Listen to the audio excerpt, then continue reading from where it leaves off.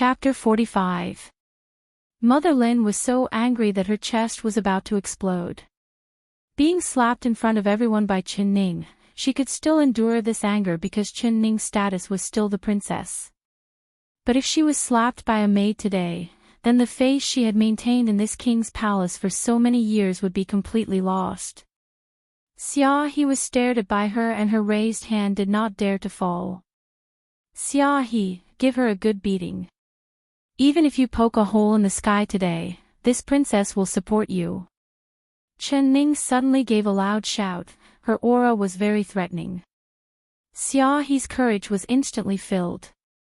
She looked at Chen Ning with eyes filled with worship. With the princess consort's words, what else wouldn't she dare do?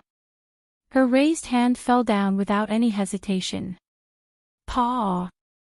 Everyone was stunned by her slap. My God, this little girl's courage had grown, she really dared to hit her. She didn't even open her eyes to look. Who did she hit? It was Mother Lin. The Mother Lin that could make the entire King Ding Yuan's palace tremble with a single stomp of her foot. Mother Lin's eyes seemed like they were about to spit fire as she fiercely stared at Xia He. Xia He threw caution to the wind. Since she had already hit Mother Lin, she might as well go all out. She slapped Mother Lin a dozen times in a row. Her heart was filled with joy. Mother Lin and her subordinates had been tyrannical in the king's palace for so many years. Which servant had not been scolded and beaten by them? Not to mention Xia He, even her parents had been called over by Mother Lin and the others. They would reach out and scold them like they were her grandchildren. Now she could finally vent the anger that she had been holding in for so many years. Her hands were not as strong as Chen Ning's. These dozen slaps added together were not as heavy as Chen Ning's 2 slaps. But Mother Lin was so ashamed that she wanted to dig a hole in the ground so she could hide in it. This was too shameful. She was the dignified steward of the king's palace and she had actually been slapped by a maid in front of everyone. She could endure this pain, but she could not lose this face. Stupid girl, just you wait. Mother Lin was scolding Xia He, but she had a fierce look on her face as she stared at Chen Ning. She wanted to poke a hole in Chen Ning's face. Of course she knew that the reason why Xia He dared to hit her was because of Chen Ning's support. It seems like Mother Lin still hasn't learned the rules. Xia He, continue to hit this princess. When she learns the rules, then you can stop. Chen Ning saw Mother Lin's expression and she couldn't help revealing a faint smile. Not satisfied. Then she would beat her until she's satisfied. Her method to deal with this kind was very simple, but it was very effective. Mother Lin's eyes were filled with fear. Ning's eyes. Mother Lin was truly afraid this time. She couldn't help revealing a look of fear as she looked at Chen Ning. Of mother of Ning of. She to say, Chen Lin to was to say, she was not to. Of Chen of that she of. Ning to the said to strong of the two of the strong. She had met Chen Ning who did not care about her life, so she had no choice but to accept it. Princess consort, this old servant knows her wrongs. I ask the princess consort to forgive this old servant this time. This old servant already knows the rules and will not dare offend the princess consort in the future. Mother Lin finally opened her mouth and lowered her head in shame. Princess, this old servant knows her mistake. I ask the princess to forgive this old servant this time. This old servant already knows the rules and will not dare offend the princess in the future. Mother Lin finally opened her mouth. Her face was filled with shame as she lowered her head to admit her mistake. Chapter 46. Lin, Mother Lin, this little slut sent people to slap your face and you're still apologizing to her. You don't need to be afraid of this little slut. Just wait for this servant to tell His Highness and His Highness will definitely kill this little slut for you. The one who spoke was maidservant Feng. She arrogantly shouted as she ran out the door. Idiot! Stupid. Mother Lin kept cursing in her heart. Why didn't she find out that maidservant Feng was this stupid before? She had always treated her as her confidant. What kind of time was this? Even she had to admit her mistakes in front of Qin Ning, but this maidservant Feng still didn't understand the situation. Was she trying to kill her? Maidservant Feng, stop. Her face sunk as she shouted. Maidservant Feng hesitated for a bit, but she still stopped and turned around. Kneel down for me and kowtow to the princess. Mother Lin sternly said. Maidservant Feng's body trembled and her eyes popped out in disbelief. What are you looking at? Why aren't you kneeling down for me? Mother Lin sternly shouted again. Mother Lin, this little slut. What is this? It's so smelly. Oh. Maidservant Feng's mouth was still dirty, but she suddenly felt like there was something else in her mouth. It was smelly and fishy, making her vomit it out with a wah sound. She heard a few ga sounds as several crows flew over her head. Maidservant Feng almost vomited out her bile. She thought to herself, why am I so unlucky? Why did the crow's poop fall into my mouth just at the right time? When everyone saw her distressed appearance, they couldn't help secretly laughing. Xiao Ru, Chun Tao, and Xia He all had smiles on their faces. Chen Ning also pursed her lips into a smile. She thoughtfully looked around her. Maidservant Feng, do you think my words are just passing by? Why aren't you kneeling down and apologizing to the princess? You've spoken so rudely and offended your superiors. Slap yourself and heavily slap yourself. Mother Lin said in a stern voice. Her legs were sore from kneeling. She knew that if she didn't let Qin Ning vent her anger, even if her legs broke, she wouldn't be able to get up. Maidservant Feng did not dare disobey. She kneeled down in front of Qin Ning and with a crying face, she raised her hand to slap herself. If Qin Ning did not stop, she would keep slapping herself. Good slap. Xia He felt more relieved the more she watched. This maidservant Feng was Mother Lin's most hateful lackey. She had sores on her head and pus on the soles of her feet. Half a year ago, maidservant Feng had taken a fancy to her and wanted to betroth her to her crippled nephew. Naturally Xia He was not willing, so she had offended maidservant Feng. She had been sent to the dirtiest and most tiring place to work. It wasn't until a few days ago that her parents had given maidservant Feng a large sum of money that she was given to Qin Ning, the unfavored princess, as a maid. She had finally escaped the abyss of misery. Qin Ning just looked at maidservant Qin Ning, not telling her to stop. Maidservant Feng. Mother Lin's heart was filled with wonder. She looked around and shouted at the maids, "What are you all standing there for? Why aren't you kneeling down and apologizing to the princess?" The maids all kneeled down and began to kowtow to Qin Ning. They said in unison, "These servants know their wrongs. We ask for the princess forgiveness." Qin Ning revealed a faint smile and nodded. Mother Lin is truly a smart person. You learned the rules very quickly and you can infer many things from one instance. Amazing, truly amazing. Chapter 47. Mother Lin was filled with hatred towards Qin Ning, but after seeing Qin Ning's methods, she couldn't help being secretly shocked. Who said that the Hugua Manor's young Miss Qin was an ignorant idiot? She had lived for most of her life and this was the first time she had seen such a powerful person. Especially when she was so young, she was truly young. Alright, you can all stop. Mother Lin has learned the rules and you have all learned the rules quite well. This princess is in a good mood today, so I won't hold you accountable for offending me. Qin Ning giggled as she raised her hand. Her goal had been achieved, so she did not continue to make things difficult for these maids. Not to mention, they were still useful to her. The maids all let out a sigh of relief and no longer kowtowed. Maidservant Feng also stopped slapping herself. In order to calm Chen Ning's anger, she had used a lot of strength when she slapped herself. Her monkey cheeks had turned red and round, making her look a lot more plump. The maids all looked at maidservant Fang's face. They wanted to laugh, but they didn't dare. "Oh, Mother Lin, you're already so old, how can you kneel in front of me? Please stand up. This is your crutch, so you have to hold it properly. Don't let it fall into someone else's hands."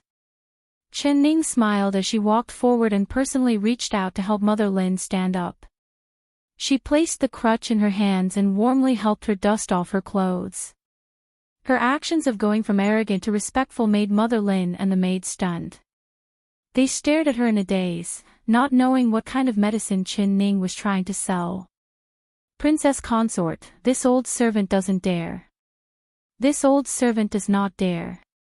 Mother Lin leaned on her crutch with a face filled with fear. Her originally arrogant and despotic expression was swept away, and she became humble and submissive. Now that she saw Chen Ning smile, her heart began to beat fast. She was afraid that the other side would do something to her again. That would be hard for her to bear. "Mother Lin, you're the steward mother of the manor and I'm a newcomer. Today, you've condescended to come to my courtyard from so far away. What's the matter?" Chen Ning smiled as she helped Mother Lin sit on a stone bench. How could Mother Lin dare to sit? Her butt touched the stone bench and she immediately stood up. She bent over and when she heard Chen Ning's words, she couldn't help being stunned. She thought in her heart, wasn't the princess asking the obvious? But she didn't dare not answer. She respectfully said, reporting to the princess consort. "Because the princess consort secretly left the palace yesterday, this old servant has come under His Highness' orders to greet the princess consort. Now, even if she was 100 times more courage, she would not dare to mention the rules again." When Xiao Ru and the other two maidservants heard Mother Lin's reply, they couldn't hold back their laughter. Chen Ning nodded with a serious expression and said, "Mother Lin is truly a loyal steward of the king's palace, no wonder His Highness values you so much. The tasks His Highness gives you are not sloppy at all. Just asking for me, but there are so many people here. Very good, it's enough to show how much you value this princess. Moreover, your greetings to this princess are very warm, making this princess very satisfied." Her words made Mother Lin and the other maids' faces turn bright red. They wished they could find a hole to hide in. Chen Ning smiled and then said, "Mother Lin, now that you've greeted him, it's time to reply to His Highness. I wonder how you will report this matter to His Highness." Mother Lin was stunned.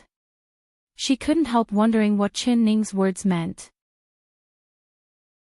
Chapter 48. Reporting to the princess consort, this old servant will report to His Highness.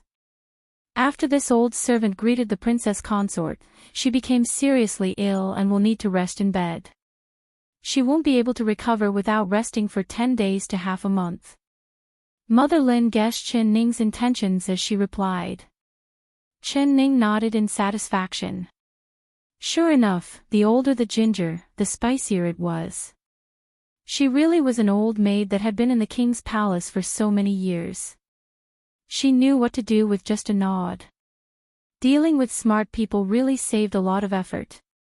She smiled and said, "This kind of report is very good. Mother Lin is very capable, His Highness will definitely reward you. This old servant still has to thank the princess consort." Mother Lin's wrinkled face actually revealed a smile. The two of them spoke as if they were speaking in riddles, and the people around them were all confused by their conversation. But when they saw the princess and Mother Lin smiling at each other, as if they had turned from enemies to friends, they all let out a sigh of relief. Chen Ning slowly opened her mouth. "Mother Lin, we can be considered friends who don't fight. If this princess has offended you in any way, I hope Mother Lin will be magnanimous and not blame this princess."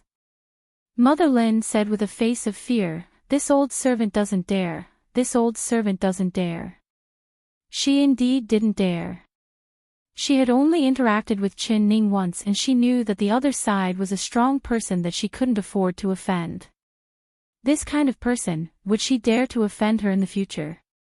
Xiao Ru, Chun Tao, Xia He. Qin Ning suddenly put away the smile on her face and revealed a serious expression. This servant is here. Regarding what happened today, you did not see or hear anything. Do you understand? If a single word were to be spread to the ears of outsiders, then don't blame this princess for being impolite. Qin Ning said in a serious tone. This servant doesn't dare. The three maids all kneeled down with a look of fear on their faces. Stand up. Qin Ning raised her hand. Her red lips slightly opened and she revealed a faint smile. Mother Lin, this princess will watch over the mouths of these three maids and definitely won't leak a single word of what happened today. You can be assured, you are still the steward of this palace. If anyone dares to be disrespectful to you, just send someone to tell this princess. This princess will definitely not forgive them. This time, Mother Lin was completely convinced. This princess consort really gave him a sweet date after giving him a slap. The others could not understand Qin Ning's words, but how could she not understand? Qin Ning's meaning was clearly telling her that as long as she obediently listened in the future, then the shameful matter of her being slapped in public today, other than the people present, no one else would know about it. She, Mother Lin, would still be the Mother Lin from before and the entire palace would still respect her like before. Although her face was still burning from the slap, the sweet date that Qin Ning gave her had calmed the anger in her heart. Princess consort, this old servant will remember the kindness you've shown this old servant. If you have any requests in the future, Princess consort only needs to send someone to tell me and this old servant will do his best. Mother Lin was filled with admiration and gratitude towards Qin Ning. She had lived for a long time, and the only thing she could not afford to lose was her old face. Now that she had Qin Ning's promise, it was like she had eaten a pill of peace. As for her old maids, they were all her confidants. She was not worried at all that they would tell others that she had been beaten, unless they didn't want to live anymore. Chapter 49. Seeing Mother Lin and the others come with such an aggressive aura, but return with their tails between their legs, Chun Tao and Xia He could not remain calm. Everything that had just happened was like a dream, it was too unreal. The way the two of them looked at Qin Ning was completely different. They both revealed the same expression as Xiao Ru. Xiao Ru saw their expressions and her heart filled with pride. She giggled and said, "Are you the same as me? Are you filled with admiration for my family's young miss?" Chun Tao and Xia He desperately nodded their heads. Their hearts were filled with surprise and joy. Originally, the two of them had been pushed aside and sent here to serve Qin Ning, this princess that had lost favor the moment she entered the palace. Their hearts were filled with resentment, but the princess consort's performance today was just too shocking. It made the two maids feel like they were looking up to her. The two of them looked at each other and couldn't help revealing a smile on their faces. The princess consort had even taken down the hardest bone in the palace, Mother Lin. From now on, their days in the palace would be much better. Qin Ning's mood was also very good. She smiled and said, "It's early in the morning and we've been in a mess for a long time. We haven't even eaten breakfast yet, so this princess is very hungry right now. If there's anything good to eat, quickly bring it over for this princess." Chun Tao and Xia He agreed in unison. The two of them diligently ran back and forth, personally cooking. Not long later, they brought out a table full of delicacies. Qin Ning was very satisfied with the food. "Xia He, go find Mother Lin and ask for a token to leave the palace. Just say that this princess has been bored in the palace and wants to go out for a walk." Qin Ning said. She did not want to be like last time, crawling out of the dog hole. In the future, she wanted to openly enter the king's palace.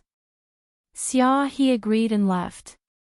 After a while, she came back with a token in her hand. She respectfully presented it to Qin Ning. This token was not a normal thing and not everyone could have one.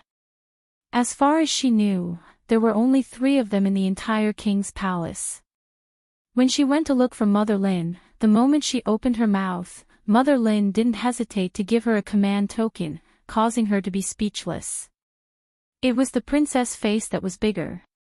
Chun Tao, Xia He, I want to take Xiao Ru out of the palace for a walk. You two guard the gate, no matter who comes, don't let them in. Remember, this princess has been punished by Mother Lin and is currently recuperating. I won't see anyone, do you understand? The 2 maids replied in unison, but they had a confused look on their faces. The ones that were injured were clearly Mother Lin's group of people that came with the family rules. The princess consort was not injured at all, but why did the princess consort have to reverse the situation? Qin Ning smiled and did not explain. She returned to her room and changed her clothes. Holding the token, she brought Xiao Ru out the back door of the king's palace and onto the bustling main street. She only had one goal for leaving the palace this time, and that was to earn. There was only one reason for leaving the palace this time, and that was to earn money. If she wanted to live well in this era, the first thing.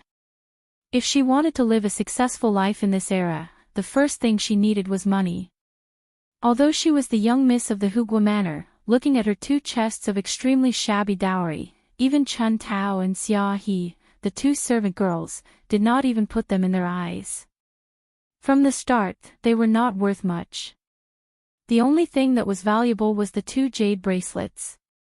They were souvenirs left behind by the original owner's mother, so she was not willing to sell them. Chapter 50. After Chu Xiaoyang returned to the palace, he went straight to Qin Baiyun's intoxicated flower pavilion. His face was so dark that it seemed like it was about to drip water. When the servants in the palace saw him, they were all silent. They knew that His Highness' mood was very bad, so no one dared to come forward to greet him. Chu Xiaoyang was indeed filled with a stomach full of anger. After the court was dismissed, all of his colleagues congratulated him on having a son soon. He had to force a smile on his face in the face of everyone's mockery. He was about to explode from holding it in. All of this humiliation was given to him by his Princess Qin Ning. Just thinking about it made him want to kill someone. When Qin Baiyun saw his face filled with killing intent, she was shocked and quickly came forward to comfort him. Chu Xiaoyang sat down and gritted his teeth as he said, "Where's Mother Lin?" When Mother Lin heard that Chu Xiaoyang had returned, she immediately rushed over. Hearing His Highness call for her, she quickly came forward to report. Chu Xiaoyang looked up and looked at Mother Lin standing in the corridor. In a cold voice, he said, "How did it go?" Mother Lin bowed and replied, "Reporting to Your Highness, this old servant has followed Your Highness' orders and brought people to enforce the family rules on the princess. Now that the princess has been punished, she is lying on the bed unable to move. According to this old servant's estimates, it will take at least 10 days to half a month for her to recover. During this time, the princess cannot leave the palace." When Qin Baiyun heard this, she couldn't help revealing a disappointed look. She can't get out of bed for 10 days to half a month. Why didn't he beat her to death? She looked down, hiding the hatred in her eyes. Chu Xiaoyang felt like the stifled anger in his chest had finally been released. He hatefully said, "That cheap woman didn't die, it's actually letting her off easy." Towards Mother Lin's words, he did not doubt her at all. He waved his hand and said, "It's been hard on Mother Lin. You did a good job this time, go and receive your reward."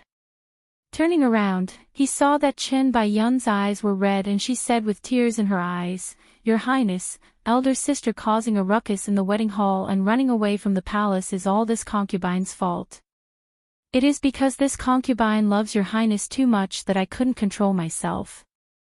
This concubine did not mean to steal Your Highness from elder sister, but elder sister's heavy injuries are all because of this concubine." This concubine's heart is not at ease, so I ask your highness to find the best doctor to treat elder sister's injuries and help elder sister recover as soon as possible. Otherwise, how can this concubine face elder sister? Her tears fell down as she sobbed. It was like a pear blossom in the rain, making Chu Xiaoyang feel pity and heartache for her. Chu Xiaoyang couldn't help pulling her into his embrace. Yunfer, your heart is just too good. She treated you like that, but you still think for her. This king likes a kind-hearted girl like you. A heartless elder sister like Qin Ning, it's better to just kill her. Once he mentioned Qin Ning, the gentleness in his eyes disappeared and was replaced with a ruthless look. Your Highness, no matter how many things she has done wrong to this concubine, she is still this concubine's elder sister, so this concubine will not blame my elder sister. Not to mention, this matter is really this concubine's fault. This concubine shouldn't have known that your Highness and elder sister were engaged, but to your Highness. Chen Baiyun's voice became softer and softer as she lowered her head in embarrassment. She knew that the more pitiful she was and the more she put the blame on herself, the more Chu Xiaoyang would love her and the more he would hate Qin Ning. Chapter 51. But, Your Highness. Chen Baiyun looked up. Her delicate and pitiful appearance made Chu Xiaoyang's heart skip a beat. She caused this king to lose face at the wedding yesterday.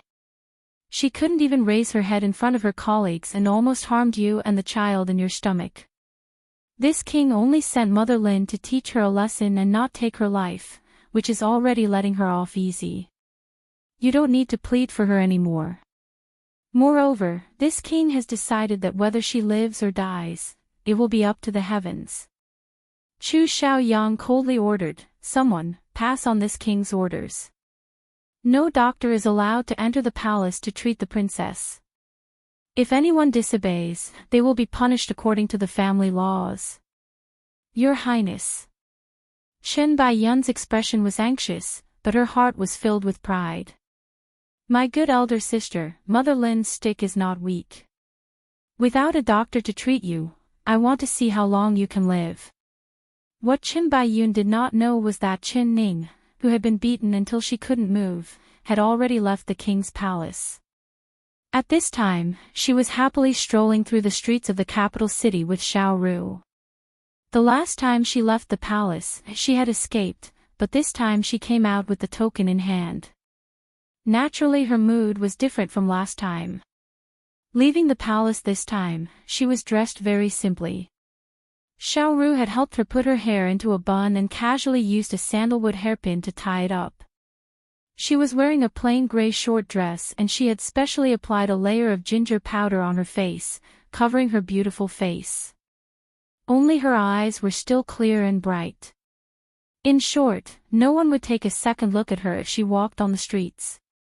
Low-key, she had to be low-key. Although Qin Ning came out to make money, she knew that being too eye-catching would not do her any good. She just wanted to silently make a fortune. Xiao Ru was already used to Qin Ning's strange actions. She knew that she would never be able to guess what the young miss was thinking, but as long as she stayed by the young miss' side, she would not suffer any losses. There were more people in a place with more business opportunities. Qin Ning naturally understood this. She brought Xiao Ru to a place with a lot of people. Not long later, they arrived at a bustling street. There were all kinds of stalls on both sides of the street. There were stalls selling jewelry, cosmetics, the four treasures of the study, sugar figurines, and monkey-wielding swords. Just looking at it made the two's eyes blur. The vendors were shouting out their wares and there was an endless stream of people walking by. Qin Ning's eyes suddenly lit up. That's it, it's here. She walked to a carpentry shop and spent 10 copper coins to rent a wooden table. She also borrowed a pen and paper from the shop owner. With a wave of the pen, she wrote 8 big words, Iron Mouth Divine Foresight, 100% accurate. As a micro-expression expert from the modern era, of course she had to make money with her skills. Xiao Ru's Xiao's expression expert from the modern era, of course she had to make money with her skills. She had never remembered that the young miss had learned fortune-telling. She thought to herself, is the young miss trying to make a living as a swindler? She had never remembered that the young miss had learned fortune-telling before. She whispered in her heart, the young miss wouldn't be thinking of becoming a swindler, right? Chen Ning anxiously scratched her ears and cheeks. It was like there was a thorn in her butt. After sitting down for a while, she stood up and looked around. She was very confused. The other stalls had quite a few people, but not a single person came to Chen Ning's stall. Xiao Ru anxiously scratched her ears and cheeks. It was like there was a thorn in her butt. After sitting down for a while, she stood up and looked around. Chapter 52. Chen Ning just smiled the entire time. She was not anxious or impatient at all. They waited until the sky turned dark and the people in the market slowly dispersed. Many of the vendors had already packed up their stalls and left. She slowly stretched her waist and looked at Xiao Ru. Girl, why do you have such a sad face? Xiao Ru pursed her lips and touched her empty purse as she said, Young miss, you said you brought this servant out to earn money, but this servant hasn't seen a single copper coin. Instead, we've spent 10 copper coins in vain. We don't even have money to eat buns anymore. Chen Ning gave a laugh. She scratched Xiao Ru's nose and said, Are you laughing at your young miss for not having the ability to earn money? Isn't it easy to earn money? Alright, then I'll show you my skills. Her eyes turned and fell onto a hurrying old man. She smiled at Xiao Ru and said, Girl, our money for today's meal will depend on this person. Xiao Ru followed Chen Ning's gaze and saw that it was an unfamiliar old man. She couldn't help shaking her head, not believing it at all. Chen Ning stood up and walked in front of the old man. She cupped her hands with a smile, Old uncle, you're blessed to have a child at such an old age. Congratulations, congratulations. The old man had a head full of white hair and was wearing a silk robe. He was around 50-60 years old and he was holding a basket in his hand. He was currently walking in a hurry, but he was suddenly stopped by Chen Ning. He couldn't help being stunned. When he saw that Chen Ning was an unfamiliar girl that was not even 20 years old, the old man's face revealed an impatient look. He gave a perfunctory nod to Chen Ning and said, Same to you, same to you. He walked past Chen Ning and continued forward, not even looking back. Xiao Ru saw that the young miss had been given the cold shoulder. She was afraid that she would be sad, so she prepared to comfort Chen Ning. She saw the old man walk a few steps before suddenly turning around.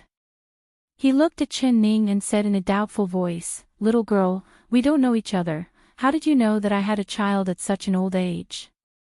Chen Ning smiled as she pointed at the 8 words on the table. She said with a smile, My family has an ancestral art of fortune-telling. There is no fortune-telling people's fortune that doesn't work. When I saw old uncle from afar, your forehead was glowing and your face was red. I calculated that you just gave birth to a fat boy this year. Isn't this a great fortune? The old man's eyes popped out and he had a face of disbelief. You're saying that you calculated this for me? Of course.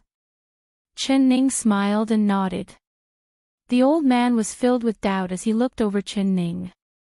No matter how he looked at her, she did not seem like an expert fortune teller. His impression of fortune tellers was that they all wore long robes, had long beards, and looked unfathomable. There was no way they would be like this young and smiling girl in front of him. Uncle, if you're willing to listen, why don't you sit down and let me read your fortune for you? I'll help you predict the future of your fat son. How about that? Chen Ning looked at the old man's face and saw the doubt in his eyes. She did not explain because the more she said, the more suspicious it would be. Her suggestion was what the old man was most concerned about. Which father in this world didn't want to know the fate of their precious son? The old man nodded without even thinking, All right. Then you can help this old man read it. Chapter 53. The old man put down the basket in his hand and sat down in front of the fortune-telling booth. Chen Ning handed over a pen and paper and said with a smile, "Old uncle, just write a word." The old man thought about it for a bit before writing the word success. He was worried that the other party would shoot his mouth off and say something unpleasant. That would be very unlucky, so he chose the word Ching. As the saying goes, one's wishes come true. She couldn't say anything bad about this word, could she? Who would have thought that when Chen Ning saw the success word, the smile on her face disappeared? She knit her brows and gave a sigh. The old man's heart skipped a beat and he swallowed a mouthful of saliva. He nervously asked, "Miss, is there anything wrong with this success word?" Chen Ning shook her head and gave a sigh.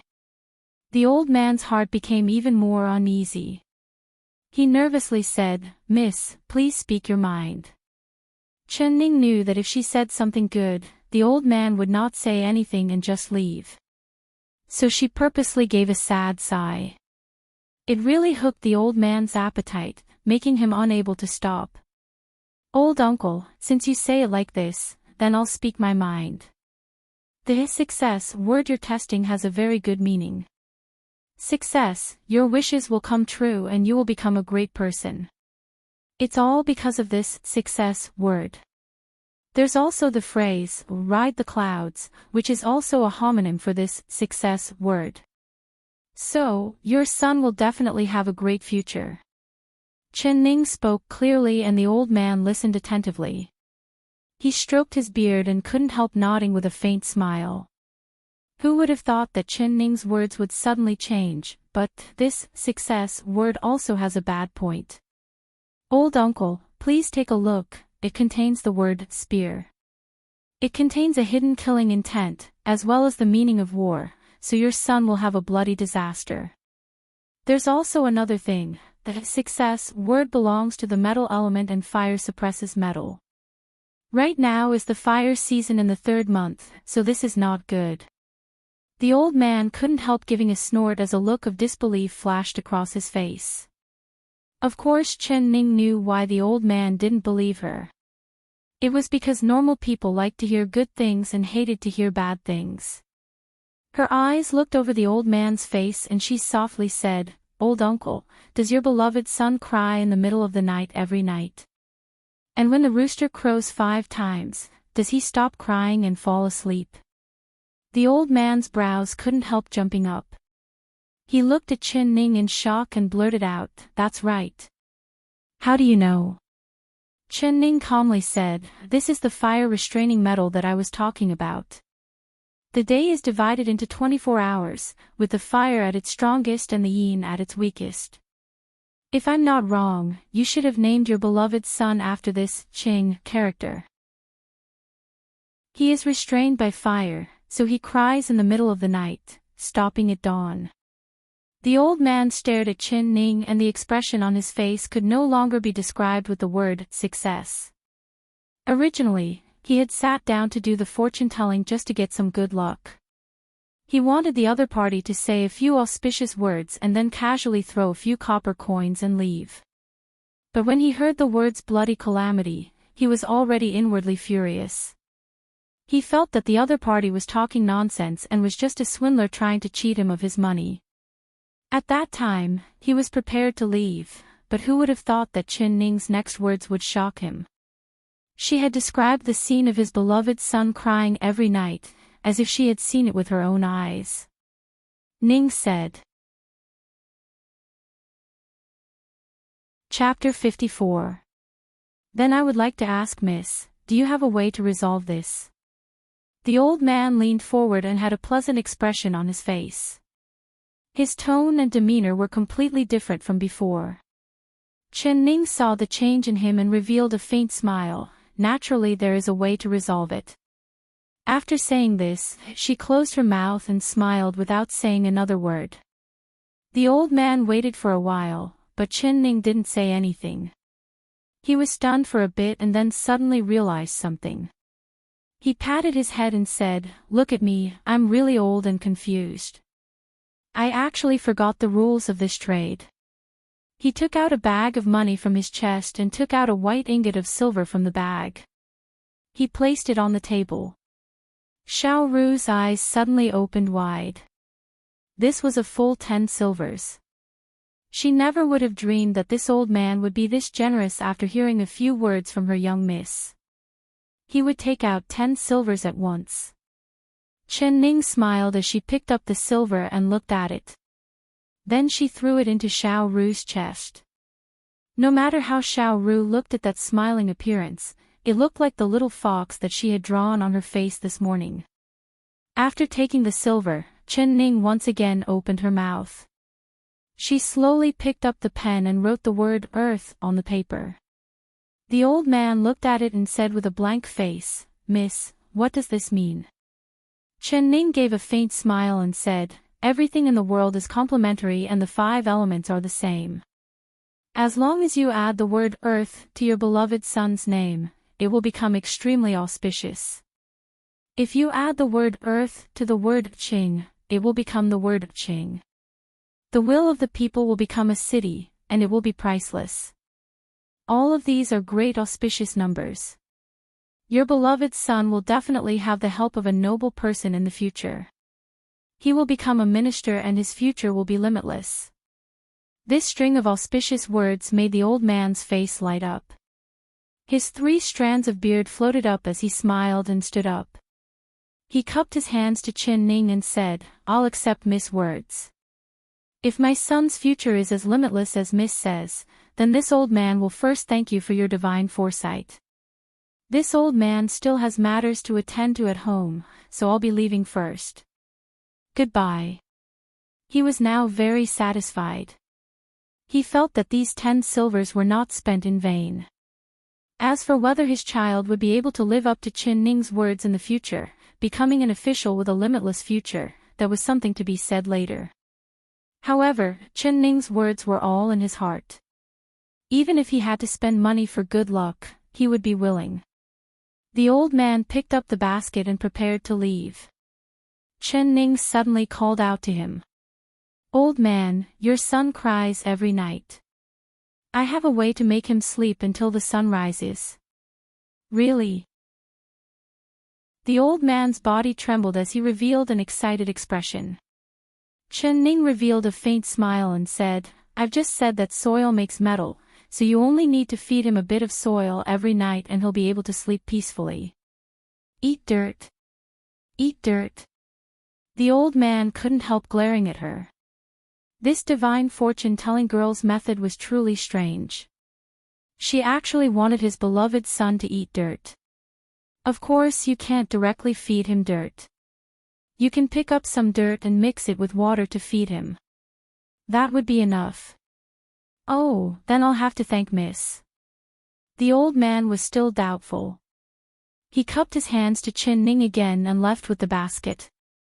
When the old man couldn't even be seen, Xiao Ru came over to Chen Ning's side and asked in a small voice, "Young miss, was what you said just now true? You wouldn't be lying to him, right?"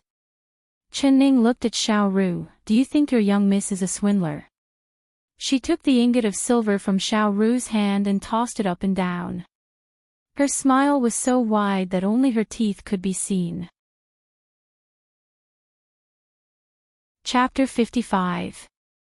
The largest and best restaurant in the capital was called Taihe Floor. When Chen Ning and Xiao Ru arrived at Taihe Floor, they found that this restaurant truly lived up to its name. Just from the outside, they could tell that it was very elegant. The customers that came in and out were either officials or nobles. They were all dressed in luxurious clothes and had an extraordinary aura. Xiao Ru saw this and her heart felt weak. She secretly pulled on Chen Ning's sleeve and said in a small voice, "Young miss, why don't we go to another restaurant? This restaurant's food must be very expensive. We only have 10 silvers, so we don't have enough money to pay the bill after eating." Chen Ning waved her hand and said in an uncaring manner, "What are you afraid of? Since we're here, let's eat to our heart's content. Don't save money for your young miss." She boldly walked in. Although she was dressed in commoner's clothing, her bearing was not one bit inferior to those high-ranking officials and nobles who wore embroidered clothes. "Two esteemed guests, please come in. May I ask if you two want a private room upstairs or—" As soon as they entered, a waiter came forward with a face full of hospitality, enthusiastically greeting them. Before he could finish, the waiter's words were stuck in his throat. He finally saw Chen Ning and Xiao Ru's clothes and couldn't help being stunned. He had worked at Tai He floor for a long time, but this was the first time he had seen such poor-dressed people enter Tai He floor. He couldn't help muttering in his heart, were these two beggars here to beg for food? Give us the best private room upstairs. When Chen Ning opened her mouth, Xiao Ru's chin almost fell off from shock. She began to give Chen Ning a meaningful look. Her meaning was that they only had 10 silvers, so why don't we just sit in the lobby downstairs? Chen Ning acted like she didn't see it. She smiled and repeated herself, I want the best. The waiter hesitated for a bit. He felt that these two guests were not here to eat, but more like they were here to beg. I'm really sorry, but the private rooms upstairs are all full. How about the two of you eat downstairs? He said with a smile. Full. I think you're the one looking down on us. Are you afraid that we can't eat at your Tai He floor and are not worthy of sitting in your private rooms? Chen Ning saw through the waiter's thoughts with a single glance. She put away the smile on her face and bluntly criticized him. The waiter's face couldn't help turning red. He secretly thought that these two girls were really trying to impress. They were dressed so shabbily, how could they afford to eat at Tai He floor? I'll say it again. Find us the best seats and I'll reward you with this. Chen Ning took out the silver ingot and threw it into the hands of the waiter without even looking at it. Seeing this, her eyes to the waiter's chest. Oh my God, this is 10 taels of silver. He had to work at the Tai He floor for a full year to earn this amount of money, but this girl in front of him was casually giving it to others. It seems like in this day and age, you really can't judge a book by its cover. Yes, yes. Two esteemed guests, please come upstairs. Xiao Ning. Xiao to Xiao Nings. Ru.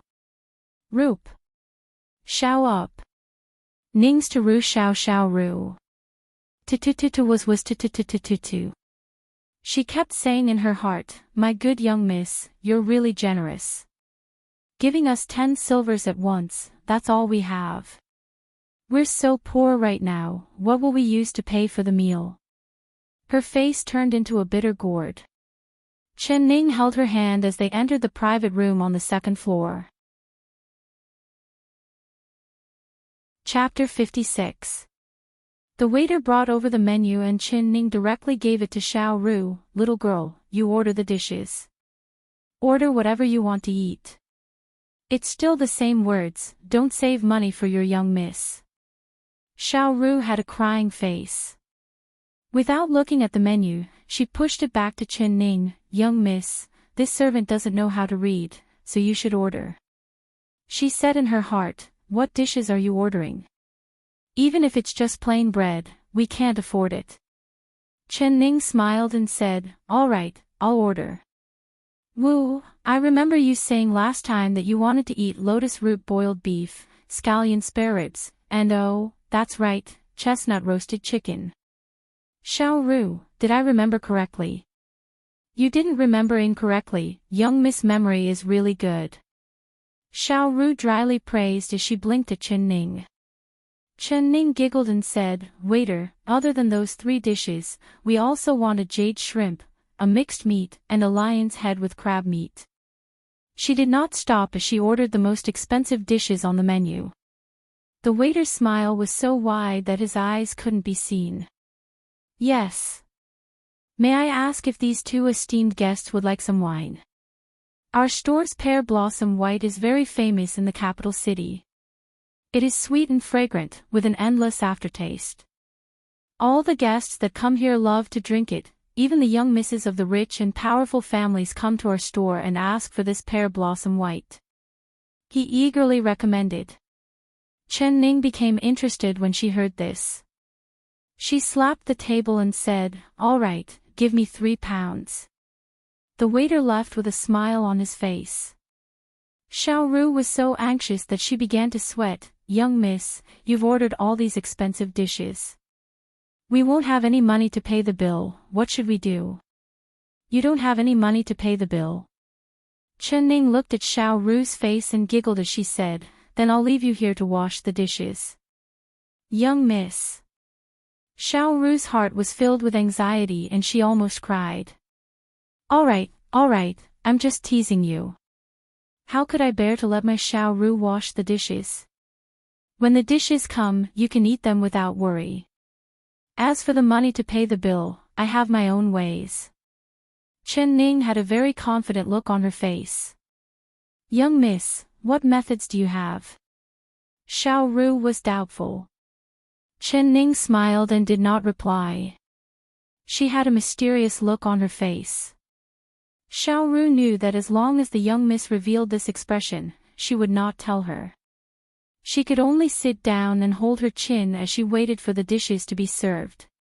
"That's right, young miss, do you really know fortune-telling? We've never met that old man before. How could you tell at a glance that he had a son in his old age?" Xiao Ru had this question for a long and she finally asked it. Hearing this, Chen Ning gave a gentle smile and tapped Xiao Ru's nose. "Stupid girl, do you remember what I told you before?" "Xiao, this servant does not know." "Ning." Xiao Ru said, and Xiao Ning. Xiao Ru. "Miss, this servant Xiao Ning. Mississippi that in Rushi." She really didn't understand. This thing could talk. She say I Ning she know. She Chen Ning Ru. She really did not to say. Say. Li she say. She to say. To say. Ru Xiao to say. Xiao Ru tilted her head and thought for a bit. Then she suddenly slapped her head and shouted, "I remember." This servant took a look and there were eggs in the basket. "That's right, eggs." Chen Ning said with a smile, "Do you remember what color the eggs were?" Chapter 57. Stupid Girl. Chen Ning reached out and tapped Xiao Ru's head. "It's not that you don't remember, it's that you didn't pay attention at all. As long as you look carefully, you'll find that it's a basket of red eggs. Tell me, why would an old man carry a basket of red eggs on the streets?" "I know this because there's a new child in the family." Xiao Ru clapped her hands and shouted. After saying this, she suddenly realized something and said, "Oh, I understand now. Young miss, you guessed that he had a child at an old age based on the eggs. It was actually this simple. I really thought that young miss knew how to read fortunes." Chen Ning pursed her lips and said, "There are many fortune tellers who use this method, so there's nothing strange about it. Xiao Ru, if you learn how to observe, you'll be able to do it too." "Then young miss, what you said about the blood disaster and eating dirt to stop crying, were they all true?" Xiao Ru scratched her head again. She was stunned at the time. "If you believe it, then it's true. If you don't believe it, then it's fake." Chen Ning smiled and winked. She picked up her chopsticks and said, "Come, let's eat, let's eat."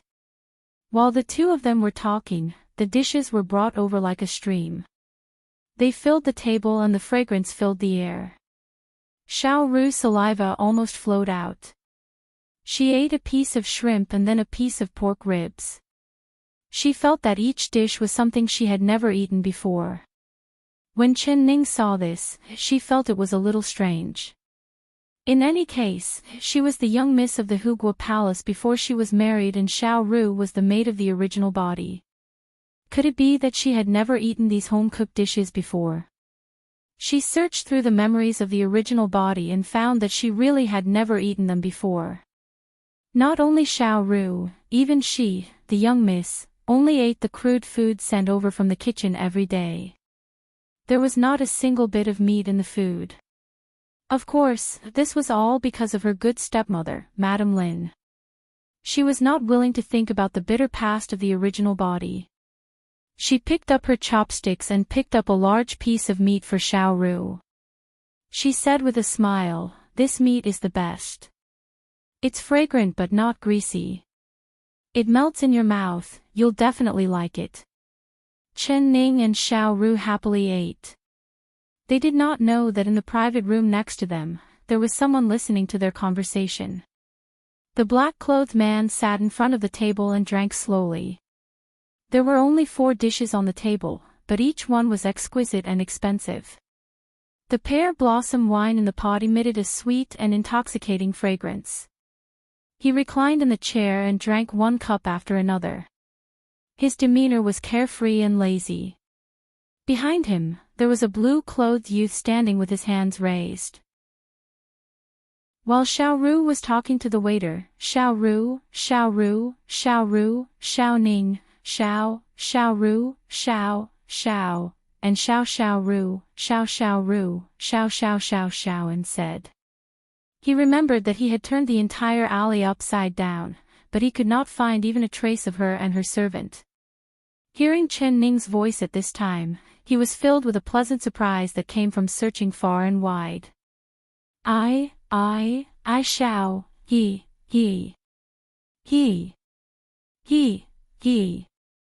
as, he. Xiao Ru, on the other hand, was listening to the conversation in the private room. The expressions on his face were very rich. Hearing Xiao Ru whisper that they didn't have money to pay the bill, Xiao Si couldn't help but blurt out, "Master, they don't have money to eat. Do you want to?" Chapter 58.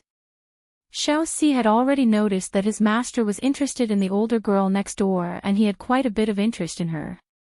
This was because after following his master for so many years, she was the first girl that his master had taken the initiative to invite to a meal.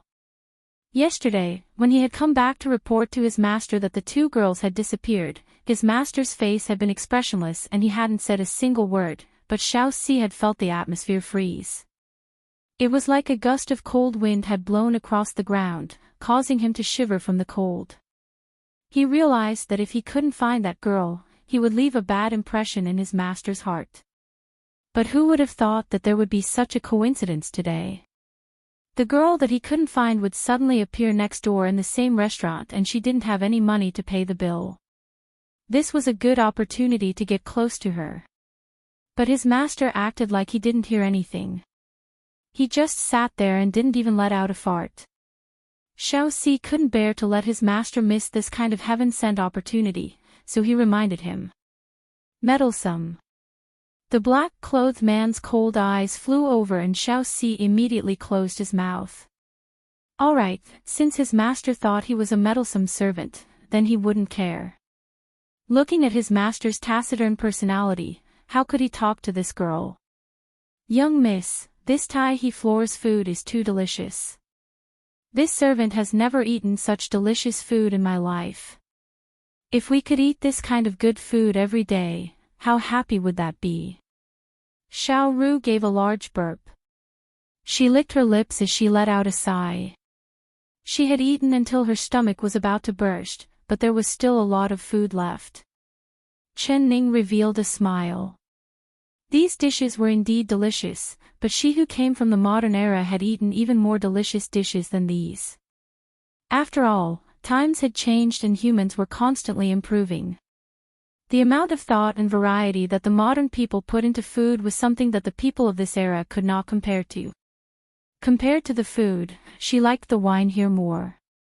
It was really like what the waiter had said, it was sweet and fragrant, leaving an endless aftertaste. After a few glasses of wine, she felt tipsy. Her cheeks were stained with a faint blush, but her eyes became even brighter. Xiao Ru, are you full? She giggled as she asked. I'm full, I'm full. This servant's stomach is about to burst. Xiao Ru replied, but her face revealed a worried expression. She pulled on Chen Ning's sleeve and said in a small voice, "Young miss, we don't have any money to pay the bill. How about we find a chance to slip away?" Slip away? Tell me, how do we slip away? Chen Ning couldn't help but laugh as she asked. Xiao Ru rolled her eyes and looked out the window. Her eyes lit up. Why don't we jump out the window? This is the second floor. It's so high, aren't you afraid of breaking your legs? Chen Ning smiled as she looked out the window. This. Xiao Ru was speechless. She anxiously grabbed her hair. Then what? Are we going to sit here and not pay the bill? Are we going to leave? Not only was Xiao Ru worried, even Xiao Si next door was worried for them. He couldn't help but glance at his master, hoping that the black-clothed man would take the initiative to help them pay the bill. But the black-clothed man didn't even look at him, only minding his own business as he drank and ate leisurely. He. Chen Ning smiled. She suddenly raised her voice and shouted, "Waiter!" Chapter 59. Once she heard the word bill, Xiao Ru's face turned white. Her little hand nervously grabbed onto Chen Ning's sleeve. Chen Ning calmly patted her hand and said to the waiter with a smile, "Your restaurant's dishes are not bad, but there are too few dishes, so it's not satisfying to eat." The waiter stuck out his tongue when he heard this. With a smile, he said, "Miss might not know, but our restaurant has over 200 different dishes. Out of all the restaurants in the capital, our restaurant has the most dishes and the taste is the best.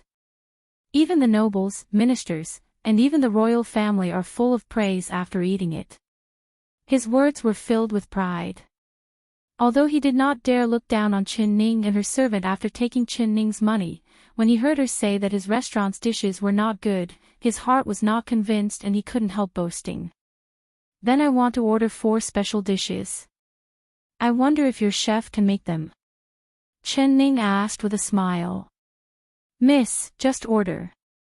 As long as it's something that flies in the sky, runs on the ground, or swims in the water, my chef can make it.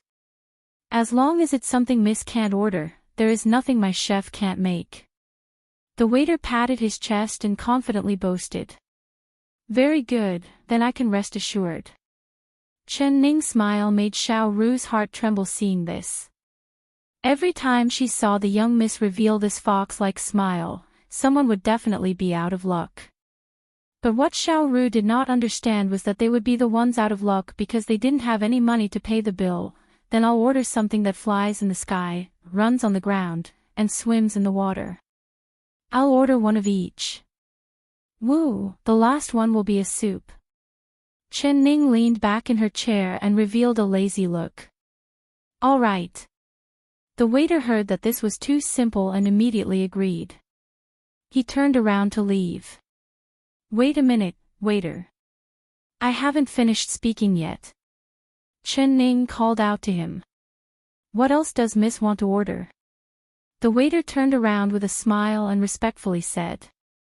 Chen Ning reached out a finger to her chin and slowly said, "The first dish is something that flies in the sky. A phoenix is a phoenix, so let's have a phoenix's nest. The second dish is something that runs on the ground. I want to try the eggs laid by the divine phoenix, so I'll have a phoenix egg. The third dish is something that swims in the water. It's spring right now and the peach blossoms are flowing with water, so it's a good time to eat mandarin fish. I'll have a squirrel mandarin fish. As for the fourth soup, woo, it's much simpler. As long as it tastes good and sounds good, it's fine. WH. What? As Chen Ning spoke, the waiter's mouth was wide open. When she finished speaking, the waiter's mouth was wide enough to fit a phoenix egg. He had been a waiter in the Tai He floor for many years, but this was the first time he had heard a customer order this kind of dish. This was the first time he had ever heard of such a thing. Phoenix's nest, phoenix eggs, and squirrel mandarin fish. He had not seen, he had never heard of before. Phoenix. As for the soup that tasted good, looked good, and sounded good, it was even more unimaginable. Did you not hear me clearly? Do you want me to tell you the names of the dishes again? Seeing the stunned look on the waiter's face, Chen Ning gently curled her lips and narrowed her eyes. I heard you clearly. The waiter finally managed to close his mouth with great difficulty. Chapter 60. Miss, the 4 dishes you ordered, it is impossible to make them. The phoenix is a divine bird from the heavens, this little one has never seen one before, so how could it be used to make dishes? This phoenix egg is even more impossible. As for the squirrel mandarin fish you ordered, this lowly one knows about mandarin fish. Our family's chef has a unique skill called mandarin fish in soup. It's fresh and fragrant, and all the customers who have eaten it have praised it. But using squirrel mandarin fish to make mandarin fish, this is not right.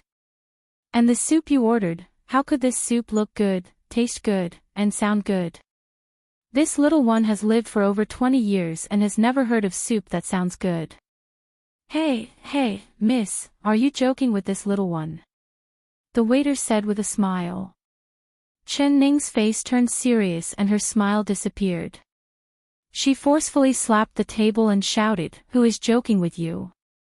You just boasted that anything that flies in the sky, runs on the ground, or swims in the water, your family's head chef is an expert at them all. Now you can't even make 4 normal dishes.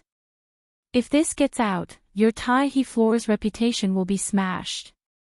The waiter's face turned bitter as he revealed an awkward expression. He had indeed boasted before, but who would have thought that the 4 dishes Chen Ning ordered would be so strange? This was simply too difficult. Miss, why don't you order another 4 dishes? These 4 dishes of yours are really. Can I make them or can't I? Stop wasting time, stop nagging and give me a straightforward answer. Chen Ning impatiently knit her brows. This. The waiter stuttered. He did not need to go to the kitchen to know that the chefs in the kitchen would not be able to make them. If you can't make them, then don't blame this miss for not paying. Xiao Ru, let's go. Chen Ning pulled Xiao Ru up. All right. So you want to eat for free? You're not allowed to leave. Only then did the waiter react. He immediately stretched out his arms to block the door. Chen Ning gave a cold laugh. The dignified #1 restaurant in the capital city, what big words and how big of a bull you are.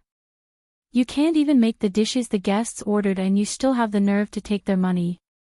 Aren't you ashamed? She spoke in a righteous manner and with an awe-inspiring manner, she actually made the waiter speechless. Xiao Ru looked at Chen Ning with little stars in her eyes and her heart filled with worship. There was probably no one in this world who had a thicker face than the young miss, right? She could even eat for free in such a righteous manner. Xiao Si, who was eavesdropping next door, couldn't help but let out a laugh. Although the black-clothed man still had a frosty expression on his face, there was a hint of a smile in his eyes. The man's slender fingers rubbed the smooth glass of the cup. The man's slender fingers caressed the smooth surface of the glass, and the light of interest in his eyes could not be concealed. You are deliberately making things difficult for me. The waiter shouted angrily with his hands on his hips. What phoenix's nest and phoenix egg are you talking about? What kind of soup was that? How could there be such a thing in the world? If you don't pay the bill today, don't even think about taking half a step out of the floor of supreme harmony. He turned around and shouted at the people downstairs, "Someone come quickly. There is someone here who doesn't pay." After a while, the sound of people coming from the stairs could be heard. Several burly men came in with kitchen knives and fire sticks in their hands. Their faces were filled with killing intent as they charged in. Who is the one that doesn't pay? Chapter 61. The man's left and right hands each held a pig slaughtering knife. The knife's tip was as bright as snow as it danced around. "It's these two girls." The waiter pointed at Chin Ning and Xiao Ru. "You guys aren't paying for your meal." The large man aggressively stepped forward. He grinded the two pig slaughtering knives together, making a sound like his teeth were aching. Xiao Ru couldn't help letting out a scream. Her body began to tremble as she closed her eyes, not daring to look at him. "Stop being so fierce and scaring this little girl. Stand further away, you smell like excrement. Are you a manure digger in the backyard?" Chen Ning revealed a look of disgust as she knit her brows and covered her nose. The large man's face couldn't help turning red. How did this girl know that he was a manure digger? "Why do you care who father is? If you don't pay for your meal today, then don't think about leaving our Tai-He floor," he shouted. "Who said we aren't paying for our meal?" Chen Ning rolled her eyes at the waiter and said with a cold smile, it was this waiter who was bragging. "He said that as long as I ordered a dish, your restaurant would be able to make it. In the end, I ordered it, but he refused to make it. I didn't ruin your Tai-He floor's reputation, which is already very polite. You actually have the nerve to ask me for money. Is there such a logic in this world?" When the group of men heard this, they all felt that Chen Ning's words were reasonable. They couldn't help nodding their heads. The waiter anxiously pointed at Chen Ning and shouted, "Don't listen to her words. I've never heard of the 4 dishes she ordered before. How could the head chef make them? There is no one in this world that can make them. She's obviously here to freeload. There is no one in this world that can make them." Chen Ning countered with a question, "If I said that someone can make those 4 dishes, what would you do?" "Absolutely impossible," the waiter said without even thinking. You are just a waiter, you can't make the decision. Call the Tai-He floor's shopkeeper out, this miss wants to talk to him face to face." "Alright, then I'll call the shopkeeper out. You just wait. When our shopkeeper comes, you'll have a good time." The waiter ran off. Xiao Ru saw that this matter was getting bigger and bigger.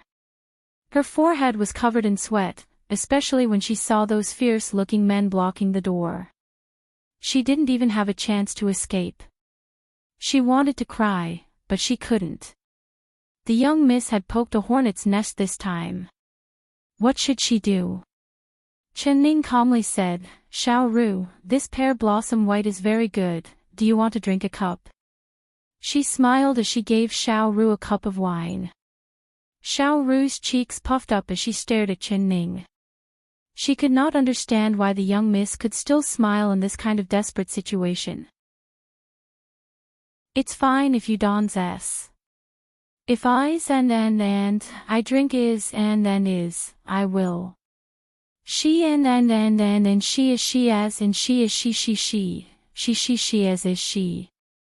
As she is she. And she. Ning.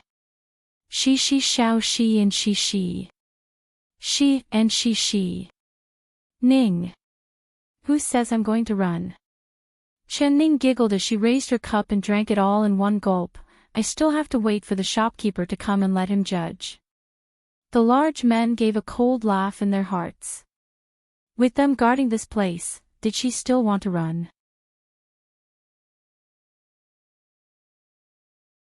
Chapter 62. The sound of footsteps came from the stairs again, heading straight for Chen Ning's room. "Shopkeeper, it's these 2 girls who aren't paying for their meal." The waiter led a 40-year-old middle-aged man in and pointed at Chen Ning and Xiao Ru as he spoke. That middle-aged man was a bit chubby and had an extraordinary aura. Although he had heard from the waiter that there were people who didn't pay for their meal and that Chen Ning and Xiao Ru were 2 young girls, he still cupped his hands and politely greeted them. "Young ladies, are you having some trouble with your hands?" His Tai-He floor was the #1 restaurant in the capital. As the shopkeeper of Tai-He floor, Of course he understood the logic of making money. Although he knew that the other side was eating for free, he still politely gave them a way out. Just this kind of attitude was enough to make people look at him in a different light. Chen Ning revealed a faint smile and shook her head in denial. It's very convenient for us. Shopkeeper, don't listen to the waiter's words, we definitely did not come to your restaurant to eat for free. Oh. The shopkeeper was stunned when he heard this and looked at the waiter. The waiter quickly explained, Shopkeeper, this little one is not lying. They ordered a table full of dishes and didn't want to pay the bill before leaving. It's clear that they want to eat for free. Look at how poor they are, it doesn't seem like they can pay the bill. Chen Ning gave a cold laugh and said, You're just judging people by their appearance, you have eyes but can't see. If we don't have money to pay the bill, where did the 10 silver coins in your pocket come from? The waiter's face turned red and he stuttered, This is what you gave me. That's right, I even gave 10 silver coins to a waiter, would I eat for free? Do you believe me? Chen Ning looked up and confidently looked at the people around her. Of course they didn't believe it. If they said that this kind of generous customer didn't have money to pay the bill, that would be the biggest joke in the world. Everyone present had the same thought. The shopkeeper's face sunk. Waiter, how did you offend these two girls? His voice was very strict and he didn't show any anger. Shopkeeper, this little one. This little one didn't, this little one doesn't dare. The waiter was covered in cold sweat and his heart was filled with regret. This girl's mouth was too powerful. She was able to turn black into white. Even the shopkeeper didn't believe his own words. If he knew this would happen, he wouldn't have accepted the 10 silver coins. Even if he had 100 mouths, he still wouldn't be able to explain himself. Waiter, hurry up and apologize to these two esteemed guests. The innkeeper shouted again. The waiter felt wronged, but he did not dare disobey the shopkeeper's orders. He could only bitterly apologize to Chen Ning and Xiao Ru. I have eyes but failed to see.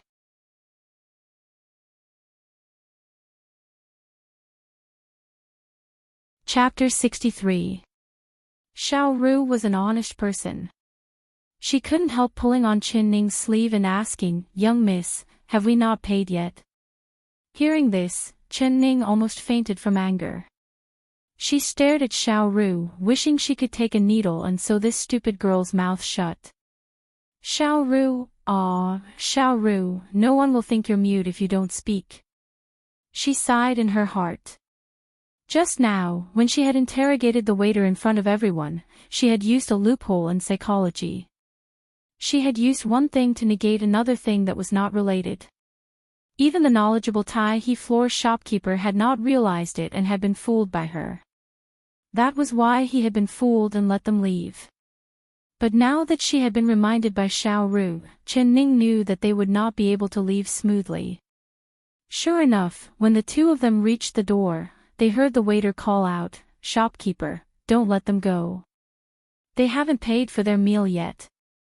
When the large men heard this, they immediately blocked the door again. The shopkeeper looked at the leftover food on the table and understood in his heart. He couldn't help giving a cold laugh, so the two girls haven't paid for their meal yet. Since the girls say that it's convenient, then please pay for your meal before you leave.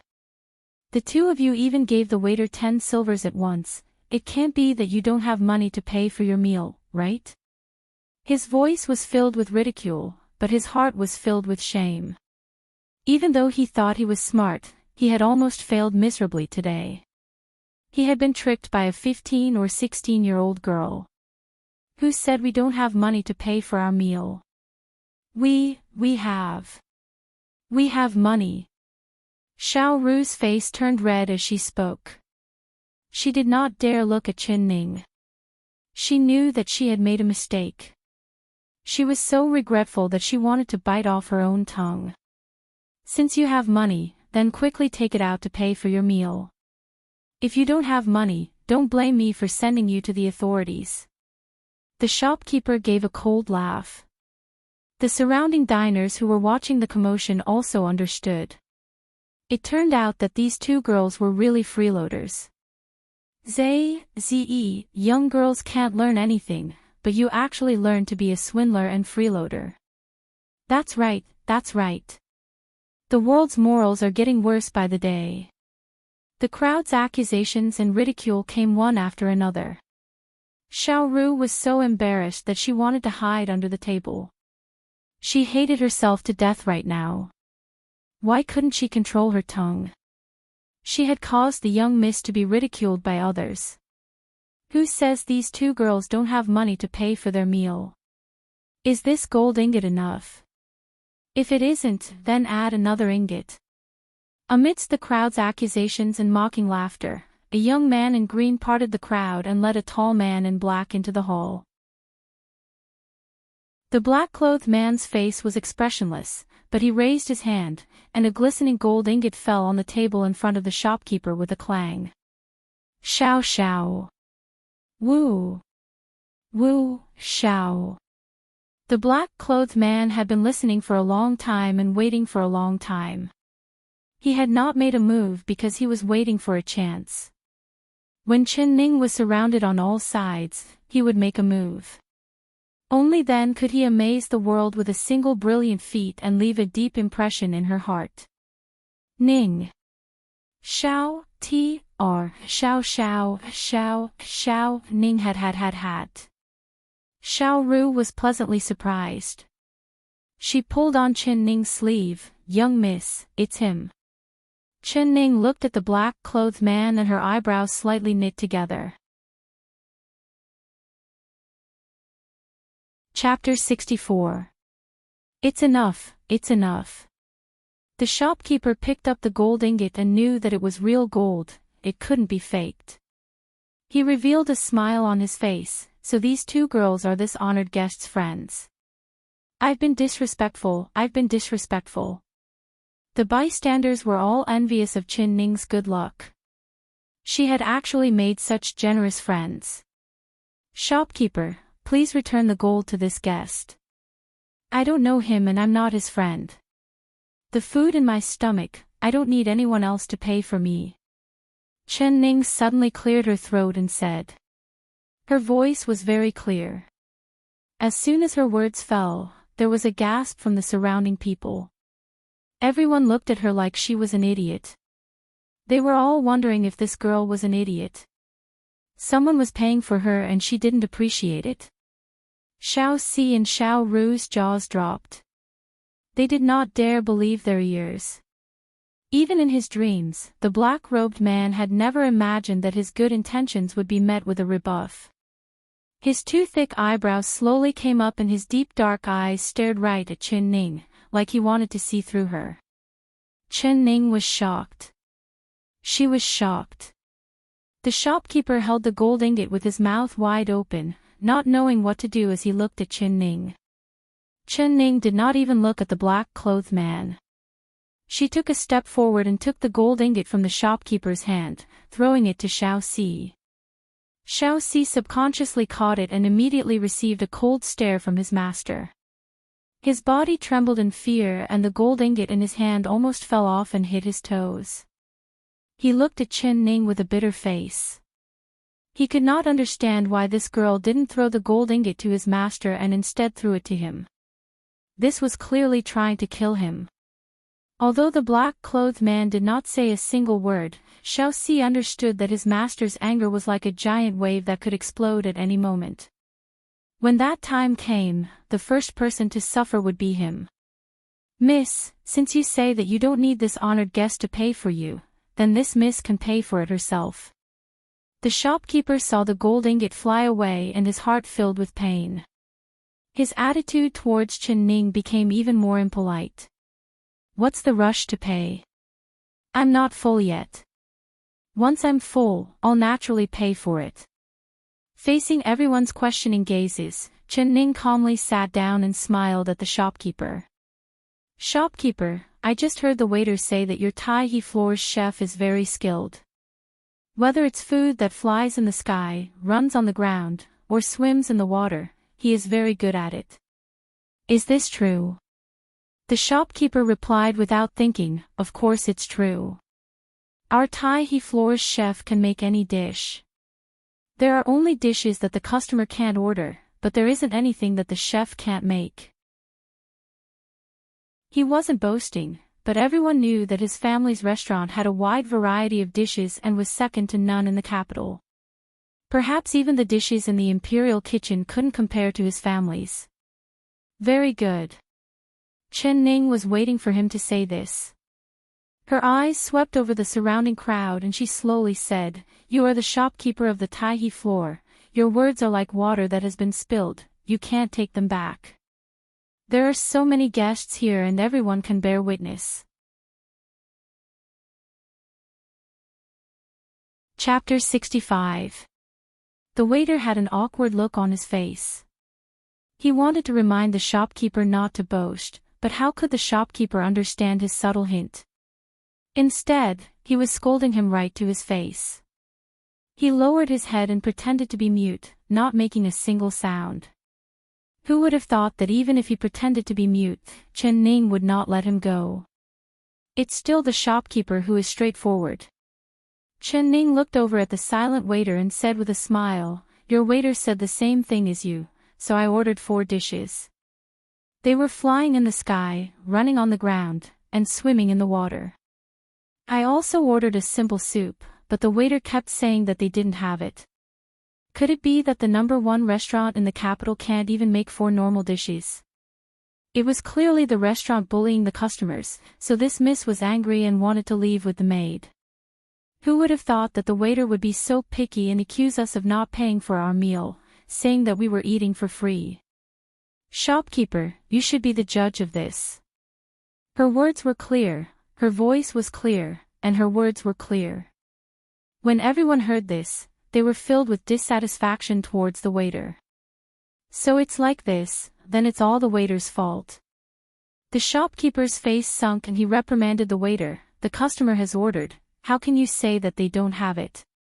Have you forgotten the rules of this restaurant? Do you still want to work in our Thai floor?" The waiter looked at Chen Ning with a crying face. He thought that this girl's mouth was very powerful, she could even make the dead come back to life. If he knew this earlier, he would not have dared to provoke her in the first place. As a result, he was now suffering in silence, unable to voice out his bitterness. His heart was filled with grievance. "Shopkeeper, it's not like this, it's like this." "No, it's not like this, it's like that." His heart was filled with anxiety and he stuttered even more. "What is this and that?"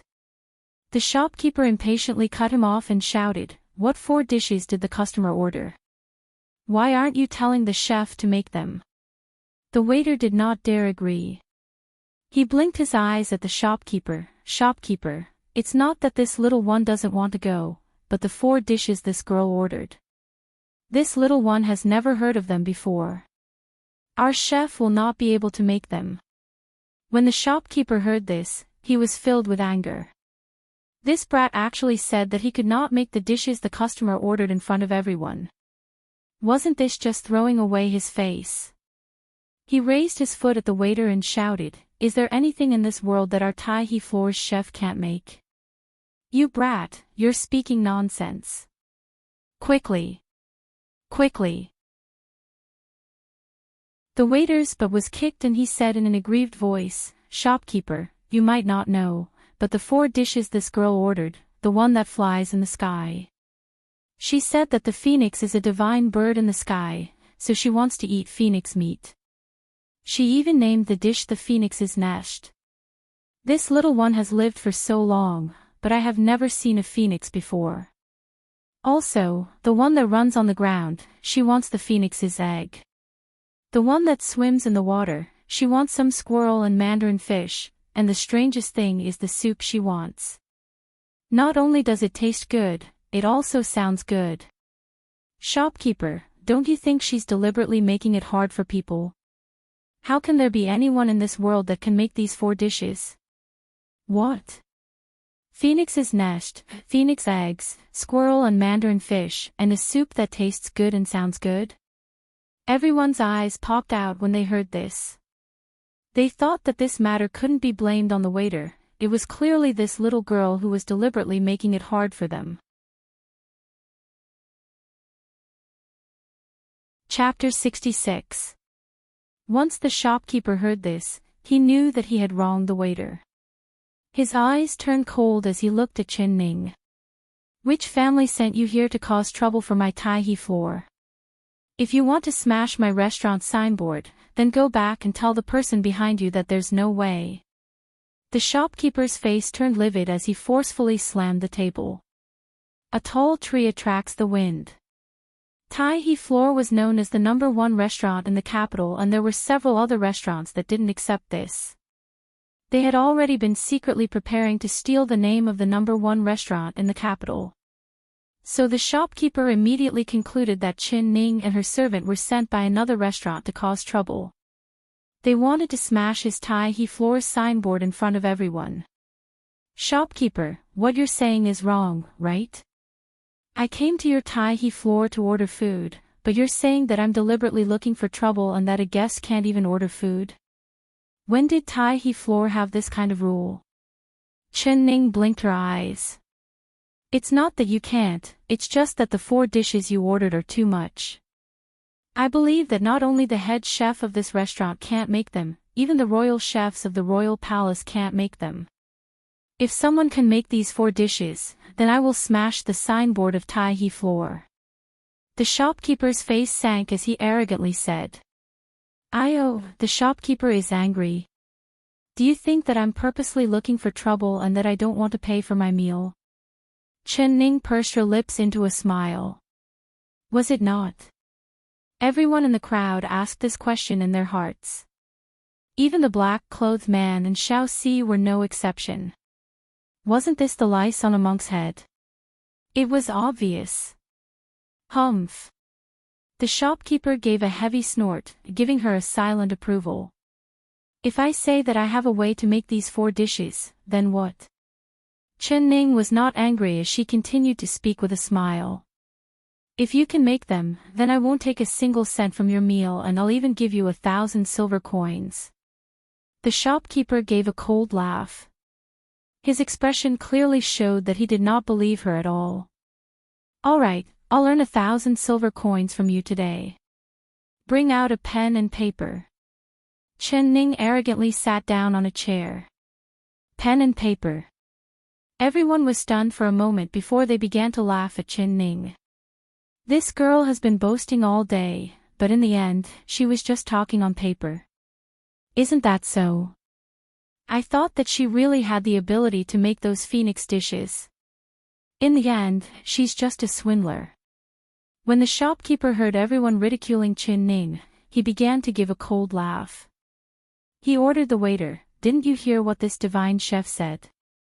Hurry up and get me a pen and paper. Miss Divine Chef is going to show us her skills." The mockery in his voice could not be any thicker.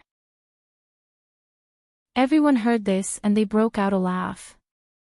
Xiao Ru's heart was filled with sadness as tears began to fall from her eyes.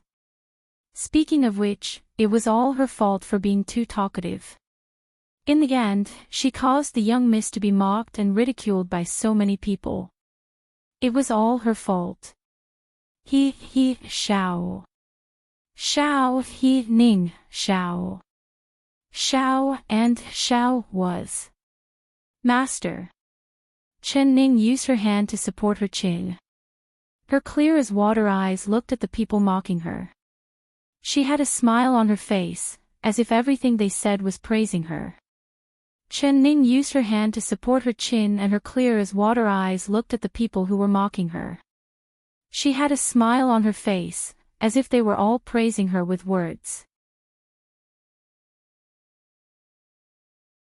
Chapter 67. The black-clothed man's heart was in a very bad mood. He couldn't help rubbing his tall nose. He couldn't understand how he had offended this girl. Why did she not like him at all? Was it because he had thrown 50 silver coins to that swindler the first time they met? Now he had left the impression of a rich fool in her heart and he would never be able to make a comeback. Divine chef girl, the pen and paper are here. Please show us your skills. The waiter came in with the pen and paper. He placed it in front of Chin Ning and the corner of his lips curled up in ridicule.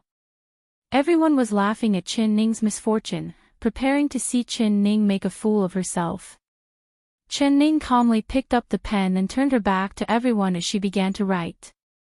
Everyone could only see her waving her hand and not see what she was writing on the paper, but this did not stop them from continuing to laugh at Chin Ning. What cooking, so it's a painting. I've seen a joke in a book before, it's called drawing cakes to satisfy one's hunger. Today I've seen it for real, ha, ha. Everyone should open your eyes wide and watch carefully. Who knows if a phoenix will fly down from the paper? Everyone pointed at her and laughed non-stop. The shopkeeper thought the same as everyone else, he was sure that Chin Ning was drawing the 4 dishes. He had prepared a stomach full of words and was prepared to fiercely criticize her when she took out the painting. Chin Ning put down the pen and looked at it. She picked up a corner and blew the ink dry before handing it over to the shopkeeper. Shopkeeper, do you think this piece of paper is worth 1,000 silver coins? She curled up the corners of her lips and smiled calmly. Everyone's eyes opened wide as they looked at the paper. They saw that the paper was filled with words, but it wasn't a painting. They were thinking in their hearts, this girl really knows how to brag. Even a piece of paper with words on it was worth 1,000 silver coins. Even the famous calligraphy in the capital city that even the emperor praised, Sir Zhang's calligraphy, was only worth 1,000 silver coins. The shopkeeper took the piece of paper with a look of disdain and snorted. His eyes were filled with disdain as he glanced at it disapprovingly. Sweeping over it, his expression suddenly changed. He went from being careless to being completely focused. His eyes did not even blink as he stared at the paper. It was as if what was written on the paper was not words, but rather a flower. Everyone began to feel strange. They stretched their necks, wanting to see what was written on the paper. But the shopkeeper turned around, blocking everyone's line of sight. They could only see the expression on his face becoming more and more excited. In the end, he was so excited that his hands were trembling. He tightly grasped the thin piece of paper as if it was a treasure that had fallen from the sky. Waiter, quickly instruct the cashier to bring 1,000 taels of silver over and give it to this lady. He shouted without thinking. He did not finish reading the words on the piece of paper. He hurriedly folded it and put it in his bosom. He even looked left and right for fear that someone would covet it.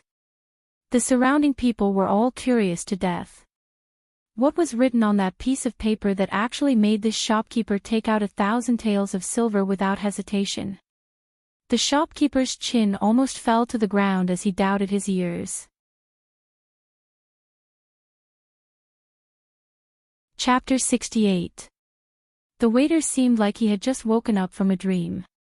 He rubbed his butt as he walked out, but he was suddenly stopped by Chin Ning. Wait a minute, shopkeeper. 1,000 silver coins is too heavy, why don't you change it into silver bills for me? Chin Ning said with a smile. All right, no problem. Whatever the young miss says it is. The shopkeeper went from arrogant to respectful as he nodded and bowed to Chin Ning. The waiter was stunned seeing this. Was this person with a face full of flattery really his shopkeeper? This 1,000 silver coins are all Hui Feng Money House's silver bills. They are the real deal and we do not cheat anyone. Young miss, please take a look. The shopkeeper smiled until his eyes turned into slits. He held the thick stack of silver bills and respectfully presented it to Chin Ning with both hands. Chin Ning reached out to take it and gave it to Xiao Ru. With a generous smile, she said, "There's no need to count it, I believe the shopkeeper won't lie to me. Now that we're done, we can leave, is that okay?" She glanced at the few fierce-looking men blocking the door. Of course it's okay. You blind waste, why aren't you moving out of the way for me?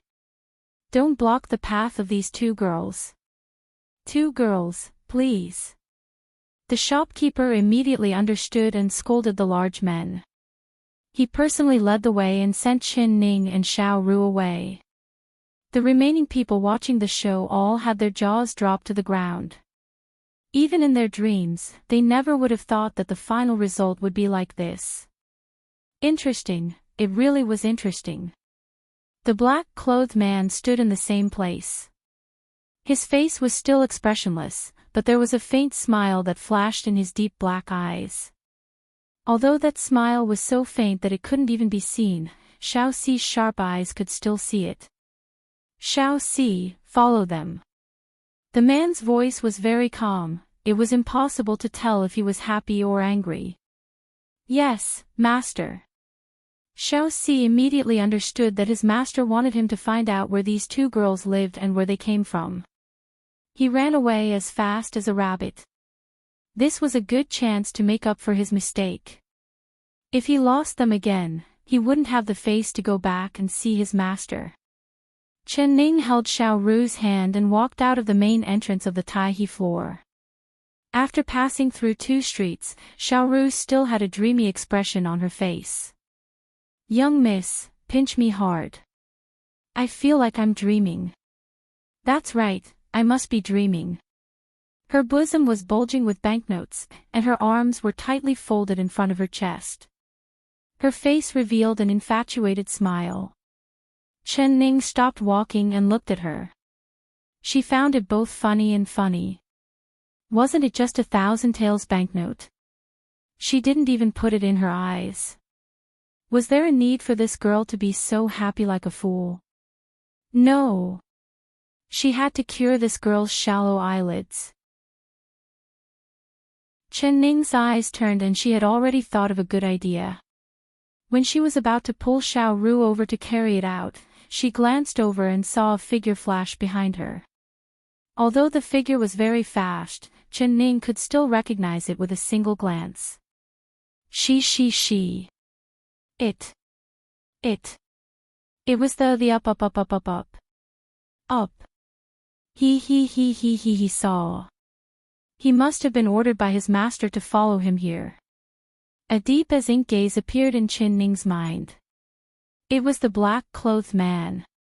In the restaurant, although she did not look at him, she knew that he was looking at her. He was looking at her with a curious gaze. Chen Ning could not understand what she had done to arouse this man's interest. Was it because she had jokingly called him a stupid person with a lot of money? She did not know him, but he had suddenly appeared to help her. Chen Ning did not want to accept his good intentions at all. Chapter 69. This is really strange. How long have they been in there? Why haven't they come out yet? The blue-clothed youth Xiao Xi muttered.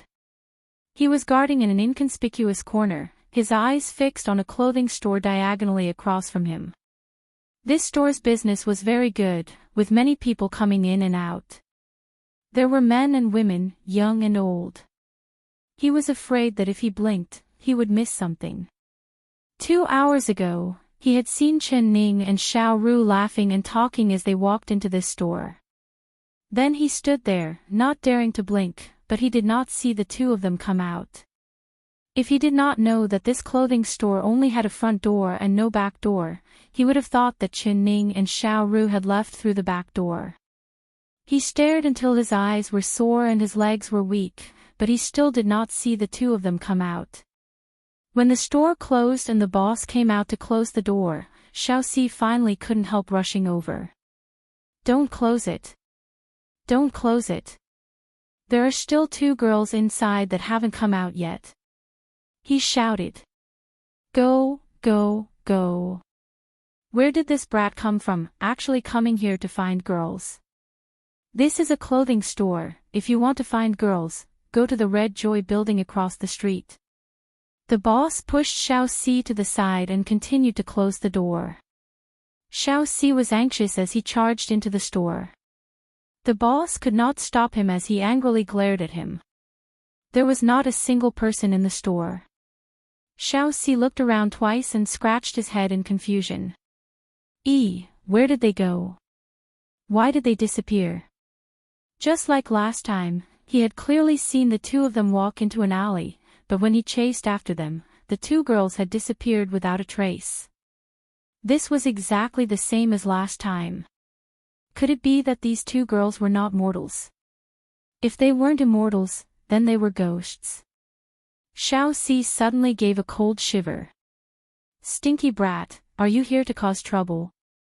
You're so young yet you don't learn good things, actually coming to a clothing store to find girls. Why aren't you scramming for me? The boss grabbed Xiaoxi's collar. Boss, I'm here to find two good girls, not the kind of girls you're talking about. There were two girls that clearly came in an hour ago, but they still haven't come out. They are a master and a servant. One girl is a bit older and one girl is a bit younger. One girl is this tall and the other girl is this short. Xiaoxi was anxious as he described the appearance of Qin Ning and her servant. But his eloquence was really not that great. Adding on the fact that there were many people coming and going from the boutique, how could the boss remember? Seeing that he was still calling Xiaoxi a lady, he picked up the door and kicked him out. He chased Xiaoxi out of the door before angrily turning back into the shop and slamming the door shut. See? Father doesn't have girls here. Xiaoxi's nose was almost flattened. He stared at the tightly shut shop door and wanted to cry but had no tears. It was over. He had messed up the task that his master had given him. How could he still have the face to report back to his master? What he couldn't understand was that the two girls had disappeared into thin air again. Could it be that they had escaped into the sky? Of course Qin Ning was not an immortal, nor was she a monster.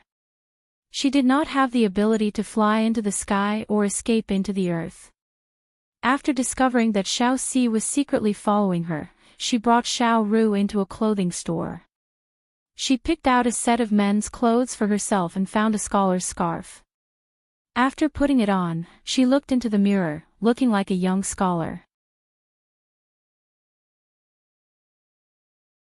Chapter 70. Xiao Ru had never seen this kind of bright-colored dress before.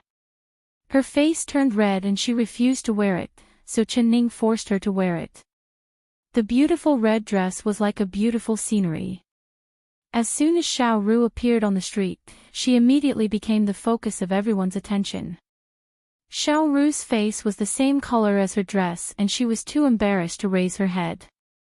Qin Ning held Xiao Ru's hand and walked past Xiaoxi like this, slipping away. When they walked past, Xiaoxi's eyes couldn't help falling onto Xiao Ru's red dress. He muttered, "Such a bright red dress." He did not look at Qin Ning and her servant again as he stretched his neck to look at the entrance of the clothing store. He never would have thought that Qin Ning would change her appearance. The young man and woman wearing bright-colored clothes that walked past him were the targets he was following. After Qin Ning was sure that she had thrown off Xiaoxi, she brought Xiao Ru back to the King Ding Yuan Palace without anyone noticing. Today's harvest was quite good. After they returned to the little courtyard, Xiao Ru placed the silver bills on the bed and counted them until her hands were cramping. "Eldest miss, what was written on that piece of paper of yours? Why did the shopkeeper give you 1,000 taels of silver without batting an eye? And he didn't even take the money for the meal." After Xiao Ru hid the silver bills, she finally remembered the question that she had been ignoring this whole time. When Qin Ning was writing on the paper, although she was standing beside Qin Ning, she didn't know how to read.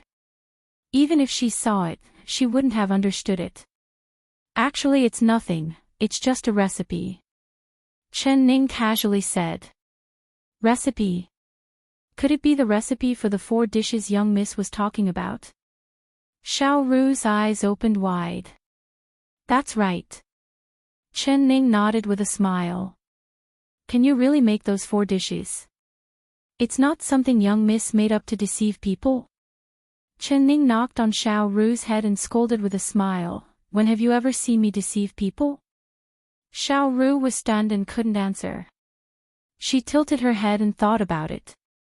The young miss did not seem to have deceived anyone, but it seemed like she was deceiving people everywhere. Especially when she smiled like a fox, she always had a feeling that someone was going to suffer.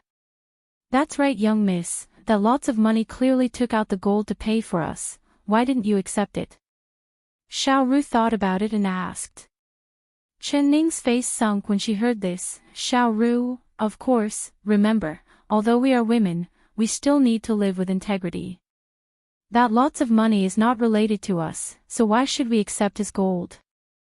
As the saying goes, a gentleman loves money, but he gets it in the right way. I do like money, but I only like money that I earn with my own abilities. That way, I can spend it with confidence. Do you understand? Xiao Ru's face was filled with shame as she lowered her head and said, Young miss, this servant was wrong. Chen Ning patted her shoulder and said with a smile, You didn't do anything wrong. It's like the money in those cheap men's pockets, we should think of a way to help them spend it. Chen Ning blinked as she looked at Chen Ning. She felt like the young miss had turned into a fox again. Chen Ning called Chun Tao and Xia He over and asked, While I wasn't in the palace today, was there any news? The two maids looked at each other and bit their lips, not daring to say anything. If you have anything to say, then say it. Even if the sky falls, this princess will be here for you. Chen Ning shouted. When the two of them heard this, their hearts filled with confidence.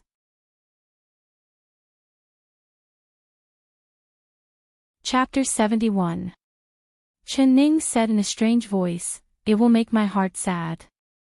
What is it? His Highness has given a strict order to not let any doctor into the palace to treat you and no one is allowed to visit you. He said that he wants you to fend for yourself. Xia He stopped, not daring to say anything else. She secretly looked at Chen Ning's face. When she and Chun Tao heard this news, they couldn't help feeling sad for Chen Ning. Although they knew that His Highness did not like the princess, they never thought that he would not like her to this degree. This was the same as forcing the princess to her death. It was a good thing that the princess was not injured. If she had been punished by the family, she would have been heartbroken after hearing this news. Even if she didn't die from the pain, she would die from the pain. Who would have thought that Xia He would not see a single trace of sadness on Chen Ning's face? Rather, she slightly curled her lips and revealed a smile. Oh, I'm fending for myself. Chen Ning said with a smile. She didn't even need to think to know that for Chu Xiaoyang to say these words, it must be because Chen Baiyun had given her quite a bit of eye medicine in front of Chu Xiaoyang, giving him quite a bit of pillow talk. It seemed like her good little sister would not give up until she reached the Yellow River. If she didn't die for a day, perhaps Chen Baiyun would not be able to sleep peacefully. Chen Ning could not understand. What kind of deep hatred did she have with her half-sister that she would want her life? For a man, was it worth it? She really wanted to loudly tell Chen Baiyun that the man she treated as a treasure, she did not care about him at all. Whoever wanted him could have him. But in order to obtain this man, Chen Baiyun had tried to harm her again and again. She had already touched her bottom line. If it wasn't for the fact that Chen Baiyun was pregnant, she would have let her go in the wedding hole. Otherwise, Chen Baiyun would not be able to bear the consequences right now. She would make Chen Baiyun pay the price in blood for her actions. This was really a case of people not harming the tiger, but the tiger harming people. Chen Ning revealed a taunting smile. Xia He, help me get something. The other side had already tried to take her life again and again. If she did not retaliate, wouldn't she be letting this cheap man and woman roam free? Yes, princess. What do you want? Xia He was a bit nervous. I want a recipe for tomorrow's breakfast for Chu Xiaoyang and his concubine, the more detailed the better. Bai He, can you do this? Xia He let out a sigh of relief. It can be done. Princess, this servant will go. She was really worried that the princess consort would ask her to make some arsenic poison. Even if she had 100 times more courage, she wouldn't dare do it. The cookbook came back with a long list. There were more than 30 exquisite dishes, as well as all kinds of porridge and desserts. Xiao Ru sucked in a cold breath. Your Highness and the second miss eat this much for breakfast? Xiao Xiao. Thinking of the porridge and side dishes she had with eldest miss, she curled her lips indignantly. Xia, he said, I've heard that after the concubine consort became pregnant, His Highness doted on her even more. He ordered the kitchen staff to make different dishes for every meal. Chen Ning nodded. With just a glance, she remembered everything in her heart. Chen off. Chen Ning. Chen Xiao Ning, the Chen Lian looked. Chun Tao and Xia He both said, this servant can make it, does the princess consort want to eat? Chen Ning said with a smile, all right, but I've eaten too many normal water chestnut cakes, so I don't have much of an appetite. If I add half of the chestnut powder to the water chestnut cake, it will be fragrant and delicious. You should make a bit more and we can all eat it. Chen Ning smiled and said, all right, but I've eaten too many normal water chestnut cakes, so I don't have much of an appetite. If I add half of the chestnut powder to the water chestnut cake, the chestnut water chestnut cake will be fragrant and delicious. You guys should make a bit more and we can all share it. Chapter 72. Xiao Ru's eyes were wide open as she looked at Chen Ning with a puzzled expression. Although she could not guess what the young miss was playing at, she knew that the second miss and His Highness would soon be out of luck. But, what did the young miss want to do? Chun Tao and Xia He's culinary skills were not bad. The chestnut water chestnut cakes they made were sweet and delicious, melting in the mouth. Princess Consort, the water chestnut cakes you made are truly delicious. This servant has never eaten such a delicious water chestnut cake before. Xia He's mouth was very sweet as she quickly said this. Chun Tao couldn't help curling her lips, but she had to admit that Xia He's words were not flattery, but rather the truth. Such a delicious water chestnut cake, this servant believes that His Highness and the concubine consort will not be able to eat it. Chun Tao remembered that His Highness had a water chestnut cake on the menu for tomorrow. She thought that the princess consort was too angry, so she made her and Xia He make a better water chestnut cake. She thought that she had correctly guessed Chen Ning's thoughts, but who would have thought that Chen Ning would shake her head with a smile? It's better to have fun together than to have fun alone. Since you all say that the water chestnut cake with chestnut powder is more delicious, how could this princess hide it? Xia He, you can tell the kitchen about this method. Also, we won't be able to eat all of this water chestnut cake, so you can give the rest to them to try. Chen Ning smiled as she pointed at the pastries on the table. Yes, the princess consort is considerate of her servants, they will definitely be grateful to the princess consort. Chun Tao and Xia He happily agreed as they left with the water chestnut cakes. They did not think too much about it, they just thought that this was the princess consort's way of buying people's hearts. Chen Ning narrowed her eyes in satisfaction. It was impolite not to reciprocate. Chu Xiaoyang, Chen Baiyun, this is another gift I've given you. I hope you like this gift of mine in return. Thinking about it, I'm really looking forward to it. She gave a lazy yawn. Xiao Ru, it's getting late, let's wash up and go to sleep. After Chen Ning washed up, she thought of the devilish handsome young man that came uninvited last night. She personally checked to see if the doors and windows were bolted. Only when she saw that every window was tightly shut and even the door was bolted did she feel relieved. When Xiao Ru saw Chen Ning's strange actions, she couldn't help feeling nervous. She said, "Young miss, are you worried that a thief will come in and steal our money? How about this servant doesn't sleep tonight? This servant will guard the money and not let this servant steal it." Chen Ning smiled as she pinched her nose. "Silly girl, I'm not guarding against a thief that steals money. Just obediently go to sleep for me, isn't it just 1,000 silver coins? Wait for this mist to bring you to earn more money tomorrow. When Xiao Ru heard the money, her eyes lit up. She happily agreed, lay down on the bed, and soon fell asleep. But Chen Ning was lying on the bed, tossing and turning, unable to fall asleep. It wasn't until the third watch that she finally fell asleep. She didn't know how long she slept, but she suddenly felt something strange and woke up from her dream. Before she went to bed, she deliberately left a candle in front of the bed, but now even the candle was extinguished without her knowing. Xiao Ru was sleeping. Only Xiao Ru, who was beside her, was breathing evenly. She had not woken up yet. But Chen Ning still felt that something was wrong. She suddenly raised her hand and touched her cheek. Her hand was wet and cold, with a faint scent of pine ink. Damn!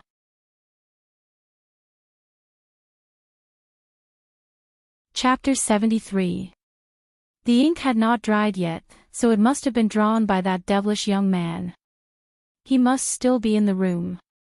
Sure enough, just as she finished speaking, a candle lit up faintly. In the orange light and shadow, a tall and slender figure sat in front of the table with one hand supporting his chin.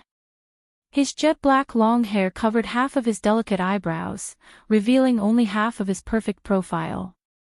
His gem-like eyes stared at Chen Ning for a moment and his lips revealed a smile. It was as beautiful as the mountains and rivers, making him look like he did not belong to the mortal world. Even if Chen Ning did not like him, she was still shocked by his charming smile. Calling me a little stinky brat as soon as we meet, aren't you afraid of hurting my heart? The beautiful young man looked at Chen Ning with a look of resentment. Chen Ning gave a shiver and felt goosebumps all over her body from being disgusted by him. Speak properly for me. Chen Ning angrily grabbed a pillow and threw it at him. She shouted, if you dare discuss me again, do you believe that I won't slap you again? The pillow naturally did not hit him. The beautiful young man gently dodged and the pillow fell to the ground. But when he thought of the slap he received last night, his face turned red and his expression became a bit more serious. Chen Ning turned over and stood up. It was like she already knew that this devilish young man would appear in her room in the middle of the night, so she still had her clothes on. She walked over to the bronze mirror in front of the dresser and looked at it.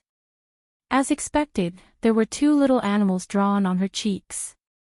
Only this time it was not a wolf and a fox, but rather a little porcupine with sharp teeth and a little turtle with 4 claws facing the sky on the other cheek. These two drawings were even more vivid, especially the little turtle that was trying to turn over but could not. It was very lifelike, making people unable to stop themselves from laughing. Chen Ning held it in and didn't let out a laugh. She did not want to give this beautiful young man a good look. What do you mean by drawing these two fellows on my face, on? She raised her brows and revealed a smile as she looked at the beautiful young man. That beautiful young man suddenly became excited. He pointed at the little porcupine and said with a smile, this is you and that is my third brother. Don't you think it's similar? Chen Ning almost broke down again. This brat had actually drawn Chu Xiaoyang as a turtle. Why am I a porcupine and he is a turtle? Chen Ning stared at him and said in a displeased voice. Because in my heart, all of you are like this. Your body is covered in thorns and no matter who it is, as long as they get close to you, they will bleed. What is this if not a porcupine? As for my third brother, sooner or later, he will be like this tortoise, suppressed by you until he can't turn over, hee. The beautiful youth smiled and winked, his dark pupils shimmering with light. He smiled and picked up the brush. This turtle is still missing a tail. I didn't have time to draw it before you woke up. How about I add a tail for you? Fuck your turtle tail. Chen Ning scolded. She took a step back and dodged the young man's brush. Although she liked the beautiful youth comparing Chu Xiaoyang to a turtle that couldn't turn over, it did not mean that she was willing to appear in front of everyone with a turtle drawn on her face. Do you think my painting isn't good enough? B. You. Then what do you like? I can draw whatever you like and I guarantee that it will be very lifelike. The beautiful young man took advantage of this opportunity and spoke with a smile.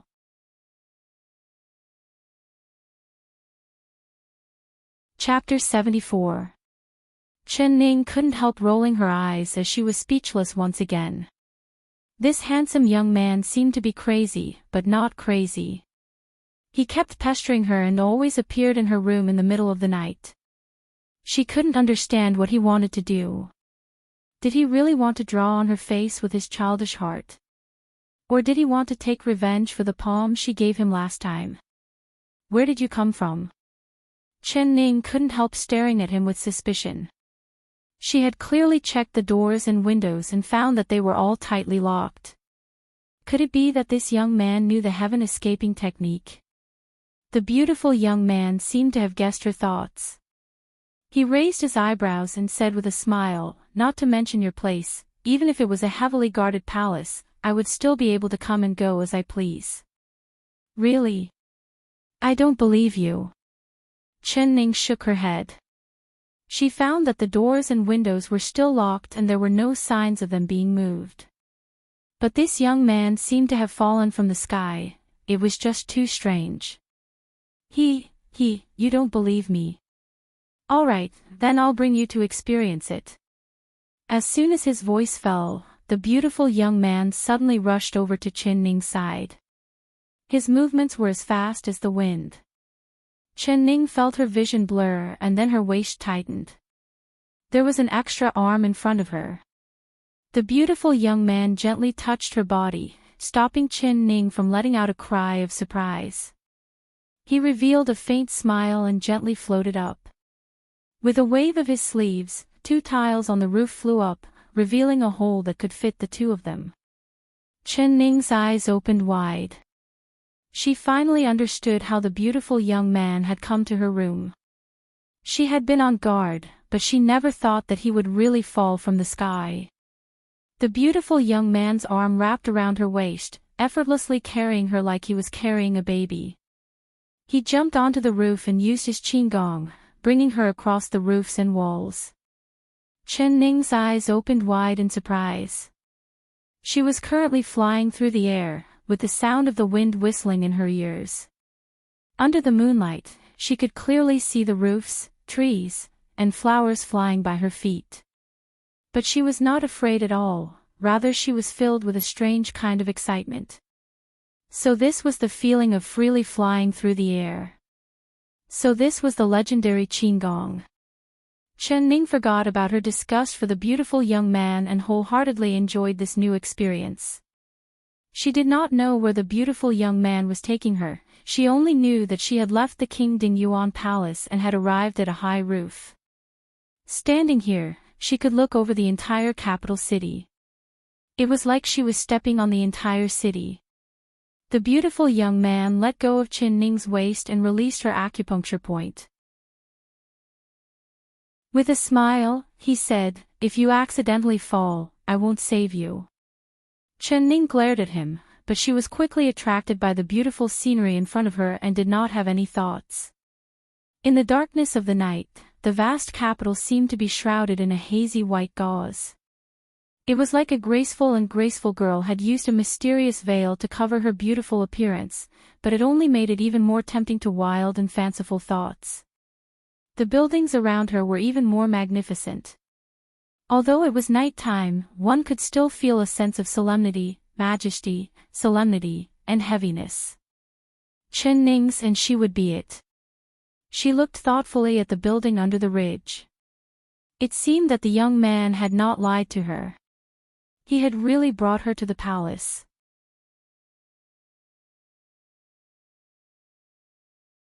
Chapter 75. Come and see me every day. This young man's words were easy to say. Chen Ning couldn't help giving a laugh. What, you don't believe me? The young man raised his eyebrows. His black and white eyes reflected the moonlight, looking strangely bright. I believe. Of course I believe. Chen Ning quickly nodded. She thought of this young man's personality of doing what he said. She was really afraid that he would fly into her room every night and bring her out. Then she wouldn't be able to sleep well in the future. She raised her head. The deep blue sky reflected the specks of stars, which seemed to be within reach. Her childish heart suddenly came out and she smiled as she reached out her hands. She was about to reach out and grab the moon, but her feet suddenly slipped and she couldn't help falling down the stairs. Her heart was about to jump out. If she fell down, wouldn't her body be smashed to pieces? Her wrist suddenly tightened and her body spun in the air. When she fell down, she fell into a warm and firm embrace. In front of her was a magnified handsome face. The two of them were very close and the young man's nose was almost touching hers. Their breaths could be smelled and there was a clear aura coming from his body that was slowly being released. Chen Ning and the young man's eyes were wide open. She could clearly see her own reflection in his eyes. His eyes were dark and deep, just like a bottomless well. When a person saw it, they couldn't help but be sucked in. She was stunned for a moment. Under the starlight, her eyes were strangely bright. It was like a sky full of stars had fallen into her eyes. The light was dazzling and dazzling. The young man had never seen such beautiful eyes before. His breathing stopped and his heart began to beat faster. Little stinky brat, thank you for saving me. Can you let go of me now? Chen Ning suddenly said. This position was too ambiguous. It was as if her entire body was in his embrace. There was no distance between the two of them. She could almost hear his powerful and rapid heartbeat. She didn't know why, but she only felt a slight warmth on her face. It was very awkward. Her words instantly broke the ambiguous atmosphere between the two of them, causing all the fantasies that had just arisen in the young man's heart to completely disappear. You! The beautiful young man fiercely grinded his teeth and waved his fist at Chen Ning. He angrily threatened, if you call me a little stinky brat again, do you believe that you what? Do you still want to hit me? Chen Ning raised her nose in disdain. She did not believe that this brat would dare hit her. Humph, I never hit women. But if you dare call me that again, I'll kiss you. He blurted out. His gaze happened to fall on her red and tender cherry lips. Her full lips were like a ripe and tempting fruit, making him suddenly have the urge to taste them. What did you say? Chen Ning was stunned, thinking that she had heard him wrong. The young man was also stunned. He didn't expect that he would say something like that. His handsome face was instantly covered with a layer of embarrassment. He lowered his eyes, not daring to look at her clear eyes. Her body was soft as if it didn't have any bones, softly leaning against his chest. The wind blew her hair across the tip of his nose, tickling him, bringing with it a sweet scent, making him unable to stop his imagination from running wild. Chen, I said, if you call me a little stinky brat again, I'll bite you. The young man purposely revealed a fierce expression as he revealed his snow-white teeth at Chen Ning. But Chen Ning saw through his disguise and couldn't help pursing her lips into a smile. A little stinky brat really is a little stinky brat, he's actually shy.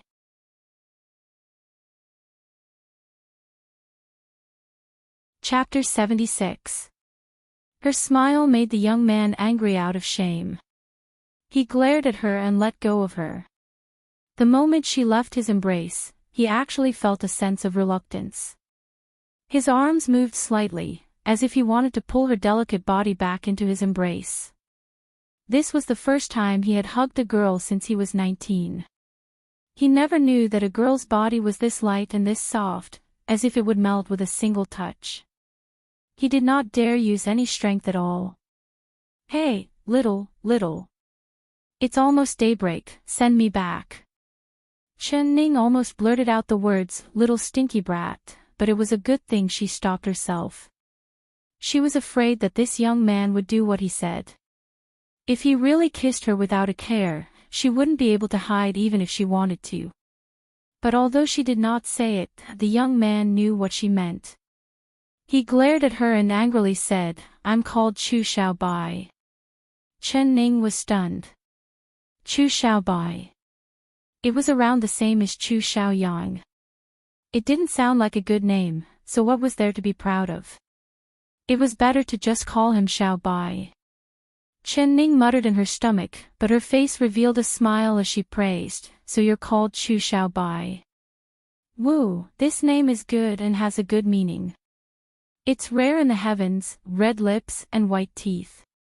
You really live up to your name, it's 100 times better than your third brother's name." Good words came out of her mouth and she did not even blink when she lied, as if it was the truth. She knew that if she did not pacify this brat, he would throw her on top of the high palace in a fit of anger. She would not be able to call for help even if she called for help from the heavens. "Stop flattering me. Do you think I'm a child that can just lie to me?" Contrary to her expectations, Chu Xiaobai had seen through her thoughts with a single glance. He raised his chin and straightened his chest, making his figure seem even taller. He was almost a head taller than her. She almost had to look up to see his face. "Damn little stinky brat, why are you this tall?" Chen Ning angrily said in her heart, but she still said with a serious face, "That's right, of course you're not a child. I never lie to children, but it's still daybreak. Send me back, all right?" "Not good." Chu Xiaobai coldly looked at her. "Why?" "Because I'm not happy." Chu Xiaobai pulled a long face and did not even look at Chen Ning. He suddenly jumped down the stairs and his body floated like a white cloud.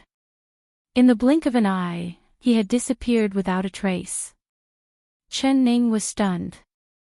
This damned arrogant fellow, he actually walked away by himself, leaving her alone on the roof of a tall building. She couldn't go up to the sky, nor could she go down to the ground. She also didn't know Qinggong. Was he trying to trap her to death? Little stinky brat. Chu Xiaobai, you're just a little brat that hasn't grown up. Chu Xiaobai, she couldn't help cursing. Try calling me that again. Suddenly, a sinister voice sounded behind her. Chen Ning suddenly turned around and almost bumped into a person's nose. That person was too close, so close that she could only see the other side's eyes filled with anger. "I've said it before, if you dare call me little wimp again, I'll..." he said through gritted teeth. His gaze lowered and landed on her slightly opened red lips. Chen Ning almost bit off her tongue in regret. Chapter 77. She could immediately guess what kind of bad thoughts this little naughty brat had in his heart. Humph, what little naughty brat, he was simply a little pervert. "You dare." Her face sunk. "Why wouldn't I dare?" Not only did he not retreat, he took a step forward. The two of them were already very close. When he came closer, his nose almost touched hers and his lips almost touched her lips. Chen Ning instinctively moved back, wanting to avoid his touch. But she forgot that the ground under her feet was not flat, but rather the roof tiles. She missed a step and her body fell backwards, falling to the ground. Ah! As soon as she let out a shocked cry, Chu Xiaobai's long arm reached out and grabbed her wrist. Half of her body was in the air. If it wasn't for him grabbing her in time, she would have already fallen down and turned into a pile of meat paste. "Call me good big brother and I'll save you, otherwise I'll let go." Chu Xiaobai curled his lips and revealed a smile that could captivate all living beings, but the words he said almost angered Chen Ning half to death. You dare." She glared at him with gritted teeth. "You can see if I dare," he said, smiling calmly, and suddenly loosened his grip. Chen Ning fell down. The wind blew past her ears and her heart almost jumped out of her chest. Damn Chu Xiaobai, I won't let you off even if I become a ghost. Just as she was cursing in her heart, she suddenly felt her wrist being grabbed by someone again. Chu Xiaobai looked at her pale face and revealed a smile. He calmly said, "Are you going to call me or not?" At this point, Chen Ning had no choice but to lower her head. She cursed Chu Xiaobai half to death in her heart and also cursed herself half to death. She could not understand why her mental age was clearly older than Chu Xiaobai by several years, but she had been tricked by him to this kind of embarrassing point. Once she escaped from this predicament, she would definitely take revenge for today. Chu Xiaobai, little naughty brat, just you wait. Her heart was filled with hatred, but she still looked up and revealed a sweet smile. Good big brother, pull me up, all right. There were hedgehogs and tortoises drawn on her cheeks, covering her beautiful appearance. However, her voice was very clear, delicate, and soft. In the quiet night, it was very pleasant to listen to. Chu Xiaobai's heart skipped a beat when he heard this. Your voice is too soft, I didn't hear it clearly. Speak a bit louder. He had not heard enough and wanted to hear more.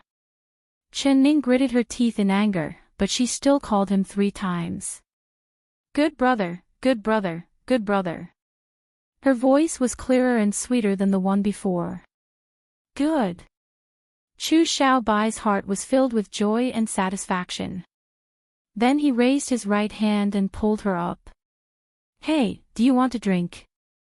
Chen Ning stabilized herself and her heart was still beating fast. Chu Xiaobai took out a wine jug like magic and placed it in front of her. Of course. She was scared half to death just now and wanted to drink some wine to calm her nerves. She grabbed the wine jug and directly drank a few mouthfuls. Then she smacked her lips and said with a look of disgust, "This wine doesn't taste good. It's far worse than the pear blossom white I drank yesterday. Xiaobai, the wine in your palace doesn't taste good." Only then did she realize that he had suddenly disappeared to get some wine. She had thought that he had abandoned her and ran off alone. She finally realized that he had disappeared just now because he had gone to get the wine. She had thought that he had left her behind and ran off. She thought the wine didn't taste good.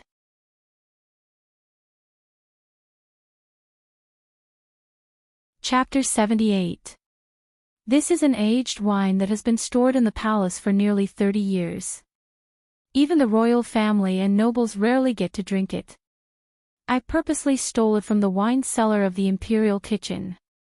This wine has a strong after effect. If you drink it like this, you will easily get drunk, he kindly reminded. Drunk? I'm telling you, this miss has never been drunk before. The wind blew and Chen Ning's tongue was a bit loud. Her body was also a bit swaying. She remembered that in the Tai floor yesterday, she had drunk 20 cups of pear white wine in a row, but she was not drunk at all. This meant that her alcohol tolerance was very high. She had only drunk a few mouthfuls and Chu Xiaobai actually said she would get drunk. What a joke, he was clearly trying to scare her. Xiaobai, I think you're just unwilling to give up this 30-year-old wine, right? If you don't want me to drink, then I'll drink it. She once again raised the wine jug and poured it into her mouth. Unfortunately, before she could drink 2 mouthfuls, her body tilted and she fell to the ground. Chu Xiaobai was already prepared. He reached out his hand and grabbed her. Her soft body fell into his embrace. A soft and fragrant body filled his embrace, but Chu Xiaobai did not feel any joy in his heart. He revealed a bitter smile as he looked at Chen Ning in his embrace. She had already closed her eyes and her cheeks were completely red. Even the hedgehog and turtle paintings could not hide the redness of her skin and her breath was filled with the smell of alcohol. She was drunk. Chu Xiaobai held the unconscious drunk her and didn't know whether to laugh or cry. He did not plan on getting her drunk, but who would have thought that she would drink like this? It really was killing him. It made his head double. Good wine. Give me another cup. She suddenly spoke in a drunken manner. She raised the wine jug in her hand into the air, raising a cup to the bright moon, facing the shadow of 3 people. Cheers. Her hand tilted and the wine jug fell to the ground. Chu Xiaobai did not know whether to laugh or cry.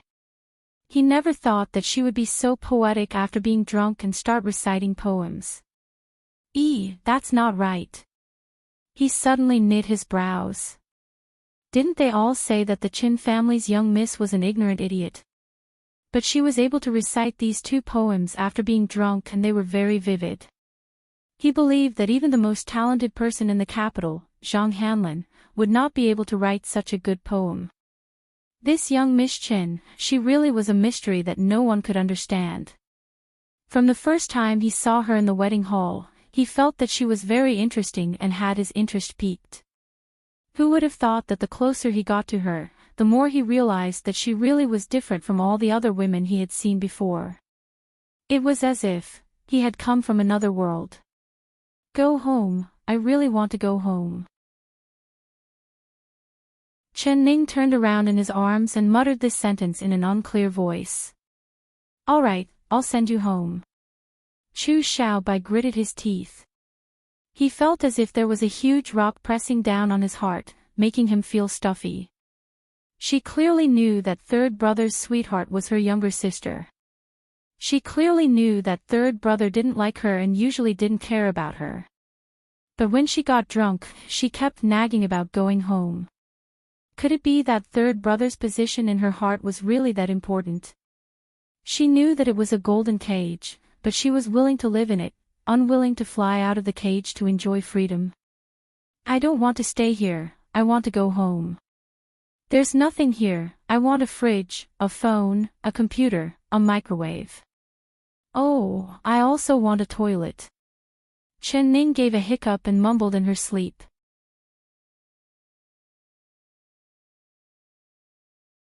Chapter 79. She was really drunk and began to speak nonsense. He could not understand a single word she said. He stared at her blushing drunken face and suddenly felt a sense of pity in his heart. He tightened his arms around her. If third brother can't see how good you are and doesn't know how to love you, then there will be other people in this world who will understand you, love you, and treat you well. He spoke in a soft voice, but word for word.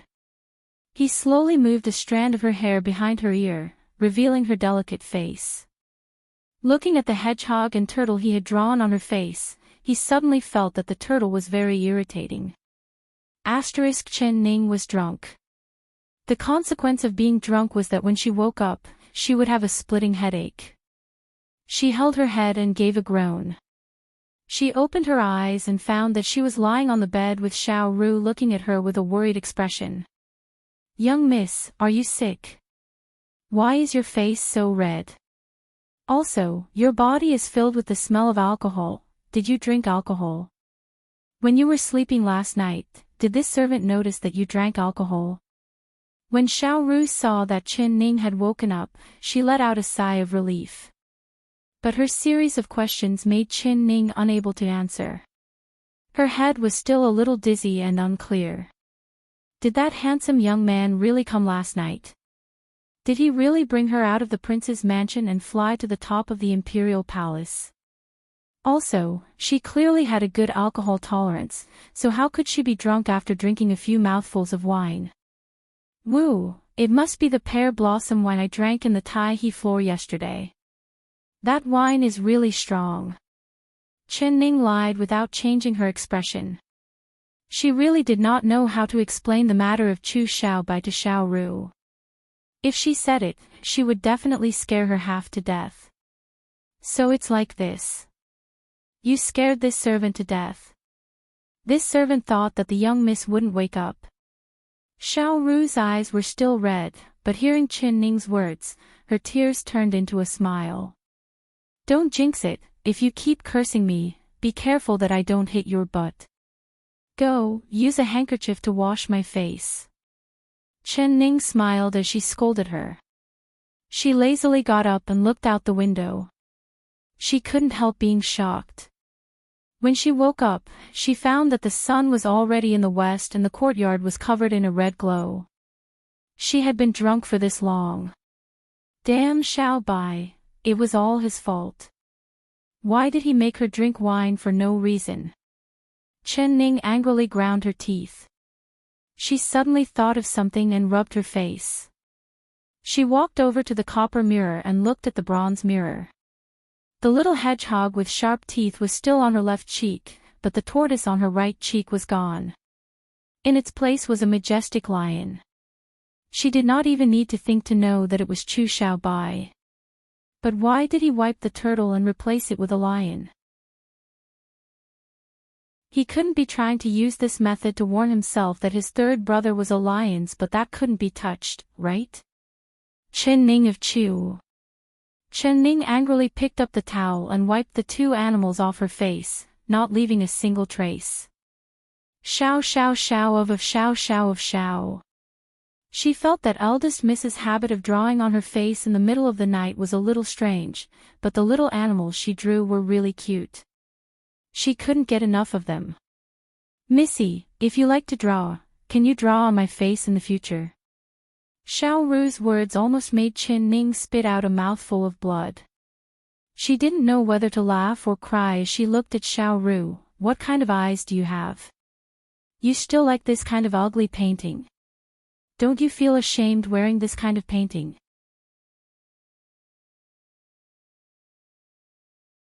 Chapter 80. Chen Ning was completely speechless. She thought about it and said, "All right, as long as you help me with something, I'll draw it for you tonight.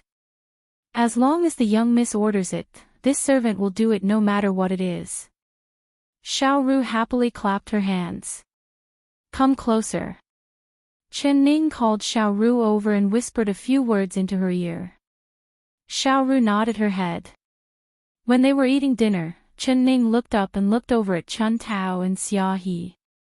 "If you have something to say, just say it. What are you whispering about?" She could already see that the two maids' expressions were different from normal. There was a bit of excitement, a bit of nervousness, and a bit of schadenfreude.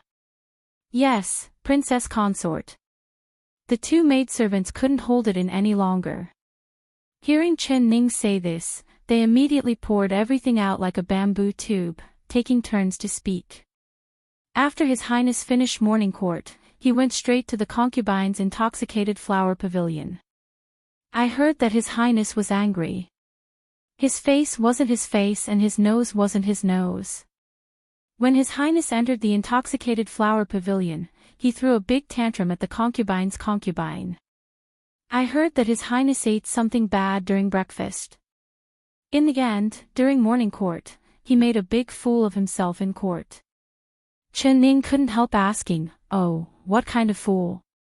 She raised her eyebrows, her face full of interest. The two maids covered their mouths and giggled. They pushed and shoved each other as if they were too embarrassed to say anything. Reporting to the princess consort, this servant heard from His Highness' follower, Xiaoanzi, that His Highness began to release a strange smell the moment he left the palace. The smell was very strange, but Xiaoanzi did not dare say anything and endured it the entire way.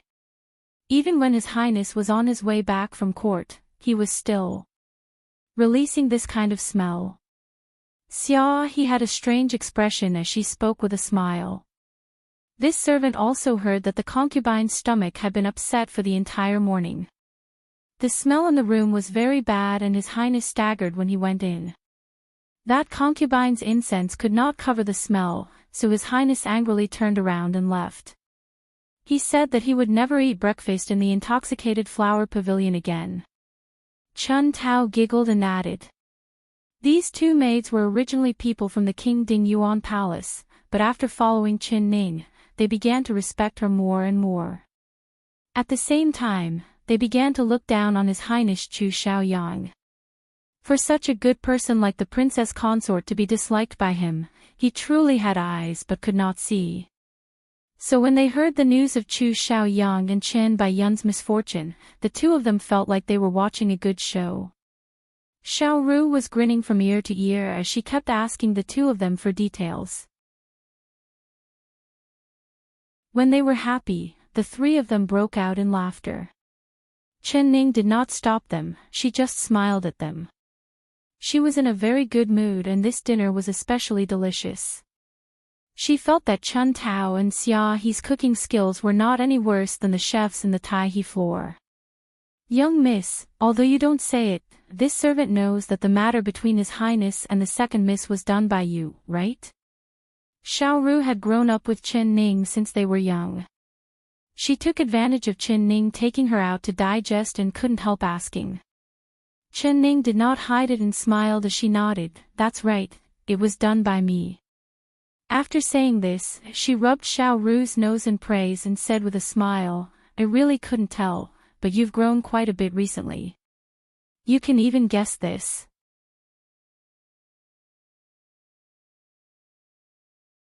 Chapter 81. Chen Ning revealed a faint smile and said, so it's like this. Xiao Ru pulled on Chen Ning's sleeve and begged, young miss, don't keep us in suspense. Quickly tell this servant, all right. She kept guessing and felt that the problem was with the water chestnut cakes. But they had all eaten water chestnut cakes before, so there was no problem. Moreover, the young miss had never been to the kitchen before. Even if she wanted to do something to the water chestnut cakes, it would be impossible.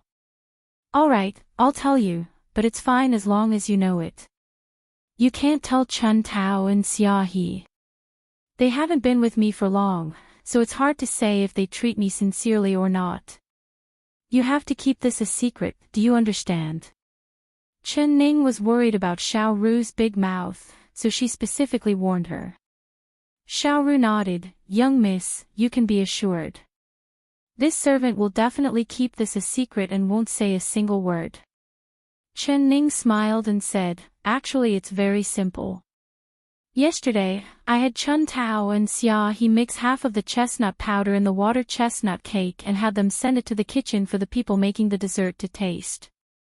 They will feel that the water chestnut cake with the chestnut powder is more delicious and Chen Baiyun's breakfast menu has water chestnut cakes. In order to please the concubine Chen Baiyun, they will definitely add chestnut powder into the water chestnut cake. Xiao Ru scratched her head and said in a puzzled voice, but we've all eaten water chestnut cakes with chestnut powder before. They didn't release that kind of gas. Chen Ning tapped Xiao Ru's forehead and said with a smile, this is only one of the reasons, there is another. The menu also has a beef stew. This beef can nourish the stomach and nourish the body, so it is a very good food for people. However, this beef has a taboo, which is that it cannot be eaten with chestnuts. If we drink the beef stew and eat the water chestnut cakes at the same time, what do you think will happen? She smiled as she looked at Xiao Ru. Her clear eyes revealed a sly glow like a fox. Xiao Ru was suddenly enlightened. She clapped her hands and said with a smile, ha, ha, I know, I know. If we eat both at the same time, we will be like His Highness and the second miss, constantly releasing that kind of gas. The two of them looked at each other and broke out in laughter. The more Xiao Ru thought about it, the more convinced she was. She couldn't help saying, young miss, how did you think of such a strange method? Can you teach this servant a bit? No. Chen Ning shook her head in a serious manner. Xiao Ru had a sad face. Ning, you, Xiao Ru. Chen Ning smiled and said, it's because you're too pure. Even if I taught you, you wouldn't be able to do it. By the way, have you done what I asked you to do? It's done. I hid it under the bed. Eldest miss, what do you need it for? Ning, Chen, Ning, Chen, Ning, Chen. Xiao Ru Ning Chen. In the 3rd month, hundreds of flowers were in full bloom. The prince's mansion was filled with exotic flowers that competed with each other in beauty. The sky in the west was red like fire, and the beautiful flowers looked even more beautiful under the sunlight. I didn't expect the prince's mansion to have such a beautiful scenery. When the peach blossoms have all fallen and become plump and moist, we can come here and eat to our heart's content.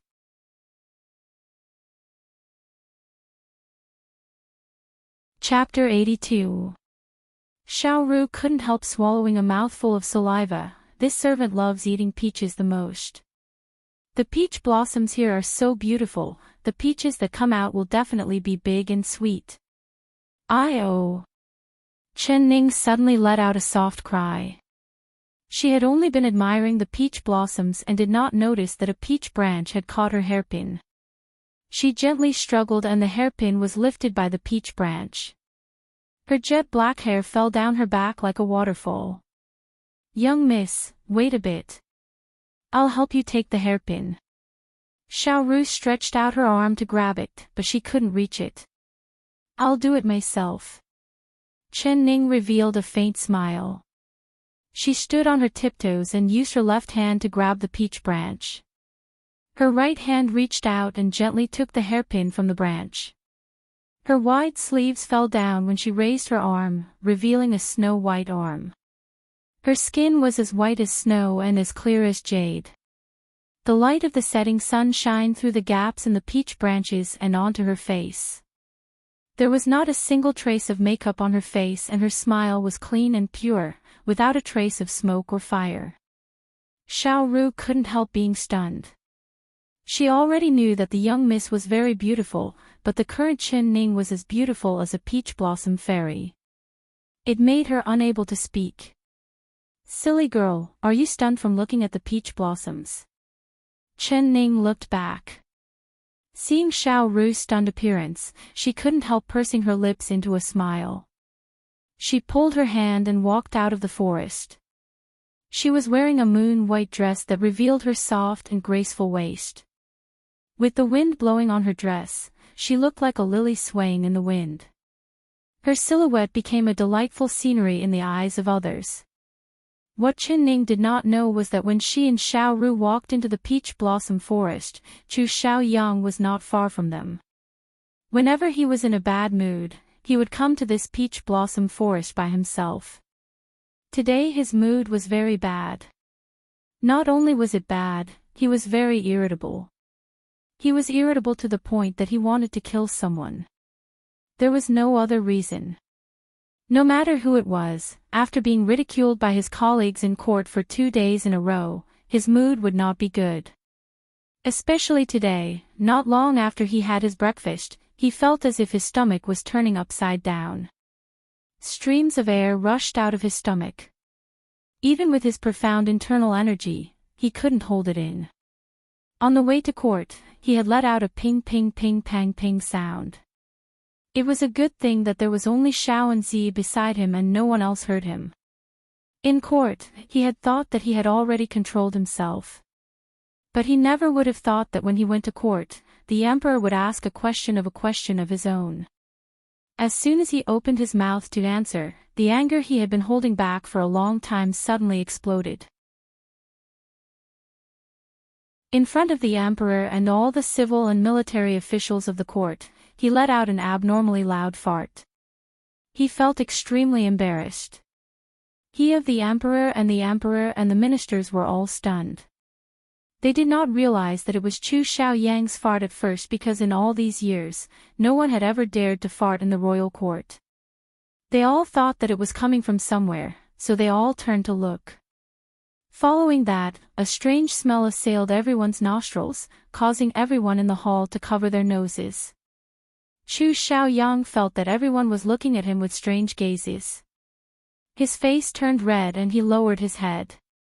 Who would have thought that after he let out a fart, the air that had been suppressed in his stomach for a long time would suddenly find an outlet and he would continuously let out a series of farts.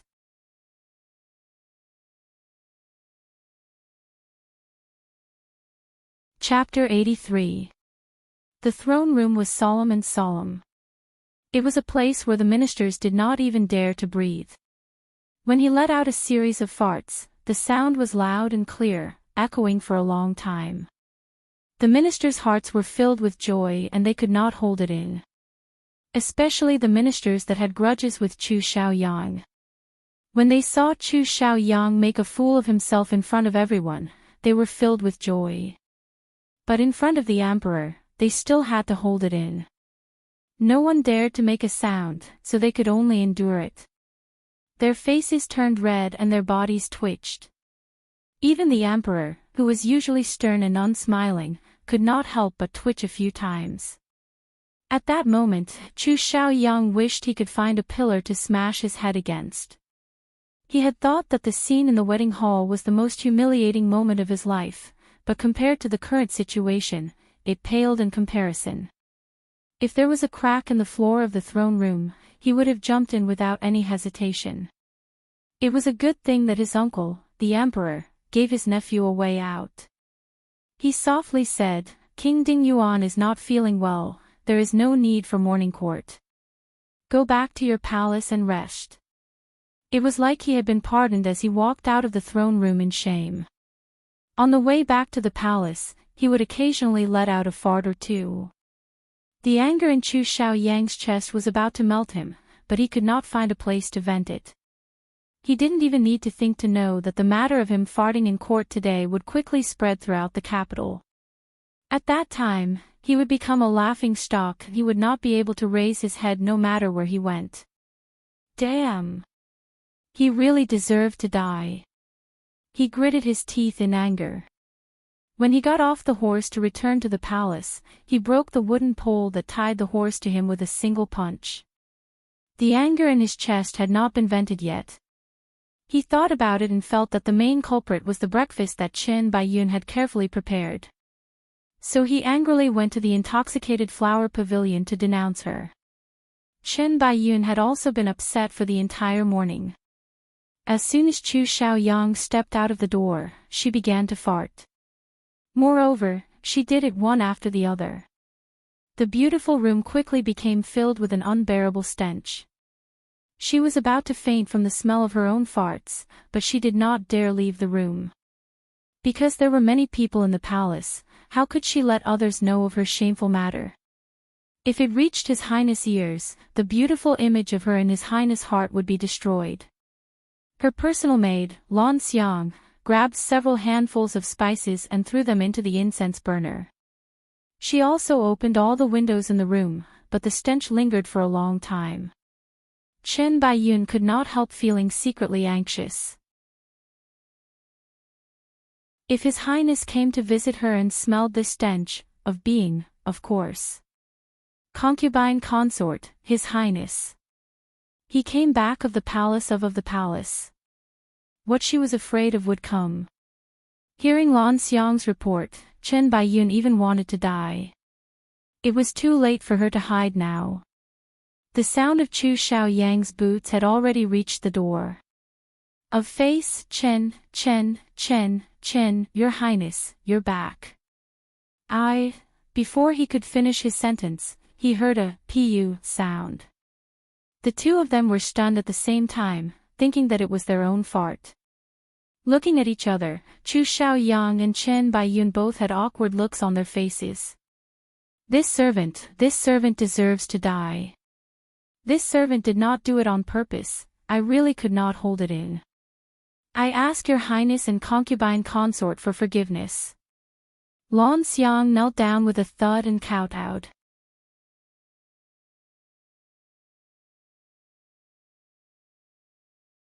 Chapter 84. Chu Xiaoyang's face turned livid with anger as he angrily shouted, "Scram!" Raising his foot, he sent Lan Xiang flying. Your Highness, it's all this concubine's fault for not teaching her properly. Your Highness, please forgive me. Chen Baiyun's face was filled with shame as she admitted her wrongs in a low voice. Chu Xiaoyang gave a cold snort. Although he was angry, he knew that Chen Baiyun was pregnant and couldn't be angered. He could only endure it and walk into the room. Only when he stepped into the room, he was choked by a strange smell and couldn't help coughing. Chen Baiyun's face was as red as a piece of cloth as she said in a low voice, "This concubine has a bad stomach." Your Highness, please go rest somewhere else first. Normally when she saw Chu Xiaoyang come to the intoxicated flower pavilion, it was like a golden phoenix had fallen from the sky. She racked her brains to make him stay for a bit longer, but this was the first time she had taken the initiative to persuade Chu Xiaoyang to leave. But she couldn't force him. She could clearly see that the longer Chu Xiaoyang stayed, the uglier his face became. Even if she didn't take the initiative to say it, Chu Xiaoyang couldn't stay here any longer. He wasn't stupid, he didn't want to smell this strange smell in the room. You're pregnant, so it's best if you eat a light meal in the future. Also, this king doesn't like light foods, so you can eat breakfast by yourself in the future. After saying this, Chu Xiaoyang left without looking back. He left Chen Baiyun standing in the room in a daze. Looking at Chu Xiaoyang's back as he left, she bit her lip so hard that blood almost came out. Chu Xiaoyang left the intoxicated flower pavilion and went straight to the peach blossom forest. He didn't even let his personal attendant Xiao and Zi follow. He was lying on a peach branch, gently swaying in the wind. He was currently resting with his eyes closed, but when he heard the sound of footsteps approaching, he couldn't help frowning. This peach blossom forest was his forbidden area. Without his orders, no one could approach it. In the entire king's palace, there was no one that didn't know his rules. But who was this bold, daring to disobey his orders and sneak into his territory? He angrily opened his eyes and a young girl's beautiful back appeared in front of him. Her hair was like clouds, mist, and flowing water. She was taking a hairpin from a peach branch. Her long sleeves slid down, revealing her snow-white arms. After the hairpin was taken off, she slightly tilted her head, revealing half her face. Her lips curled up, Chu Xiaoyang, revealing a smile that was hard to describe. Chu Xiaoyang's body suddenly went numb like he had been struck by lightning. His mind was blank as he stared at the girl's back. She walked out of his sight like a lotus in the wind. After a long time, he suddenly came back to his senses. Who this young girl? Chu Xiaoyang felt that her back was a bit familiar, like he had seen her before, but he couldn't remember where. He jumped down from the tree and used his qin gong to chase after the girl in the direction she disappeared. When he chased them out of the garden, Chen Ning and Xiao Ru had already disappeared without a trace. Chu Xiaoyang stood at the door and looked into the distance. He saw the glow in the distance like a burning cloud. Thinking back to the figure he had just seen, it was like a dream. Chu Xiaoyang stood at the door and looked into the distance. He saw the red glow in the distance like a burning cloud. Thinking back to the figure he had just seen, it was like a dream. He stood there in a daze for a moment before turning back to the peach blossom forest. He swept his sleeves and the peach blossom petals fell to the ground without a sound. He stared at the flower buds and the faint smile on the young girl's face flashed in front of his eyes. Could it be that he really had a peach blossom dream? Of course, Chu Xiaoyang would never have dreamed that this unforgettable young girl was the one he hated to the bones and the one he had married to the heavens and earth, Chen Ning.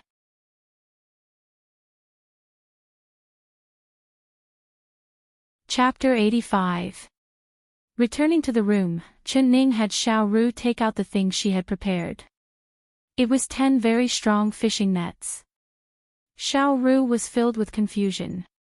She could not understand what the young miss wanted to do. Could it be that she wanted to fish for money? But there was only a moat in the capital and there were no fish in the moat. Chen Ning sent Chun Tao and Xia He out and bolted the door. Then she personally climbed up the ladder and hung the nets one by one under the beam.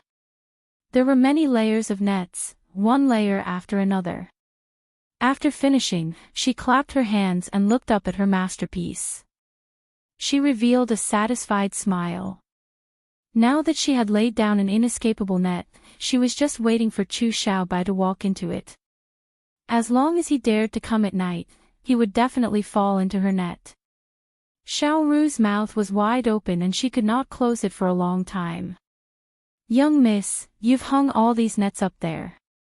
Are you worried that the roof tiles will fall?" she asked in a puzzled voice. "No." Chen Ning put away her smile and said in a serious voice, "Have you ever heard of a pie falling from the sky? I've prepared the nets and am preparing to catch a large pie." That night, Chen Ning slept very peacefully. When she opened her eyes, the sky was already bright. The nets hanging on the beams were still there, as if no one had touched them at all. The first thing she did after waking up was to look at herself in the mirror. When she saw that her face was clean and there were no animals drawn on it, her heart felt a faint sense of loss. Chu Xiaobai had not appeared for an entire night. Could it be that he had found the trap she had set up? Chen Ning shook her head in puzzlement, but she quickly threw this question to the back of her mind. She believed that even if Chu Xiaobai did not come last night or tonight, he would come one day. All she needed to do was to spread the net and wait quietly. After eating breakfast, she changed her clothes and painted her face yellow. Then she said to Xiao Ru, "Let's go, we're going out to earn some money." When Xiao Ru heard about earning money, her eyes lit up and she excitedly followed beside Chen Ning. Chen Ning took out the palace token and easily left the palace. "Young miss, are we still going to Tai He floor? You can write another recipe for the shopkeeper and earn 1,000 silver coins," Xiao Ru said with an excited expression. Chen Ning smiled as she pinched her nose. "Do you think your family's young miss sells recipes?" "Those 4 recipes were just something I coincidentally saw. If it was that easy to earn money, would your young miss need to go out and read people's fortunes?" She was a well-trained memory master from the modern era. She had an eidetic memory and had even built a memory palace in her brain. Aside from the high-intensity training, she also liked to read some random books in her free time. The recipes for these 4 dishes were found in one of the books, and they were left in the memory palace in her mind. She did not expect that after transmigrating, she would actually be able to sell it for 1,000 taels of silver. It could be considered an unexpected fortune. Xiao Xiao. As long as she walked this road once, Chen would not forget. Chen. She pulled Xiao Ru and turned east and west, quickly arriving at the street filled with people and business opportunities. The peddlers on the street set up their own stalls and shouted enthusiastically.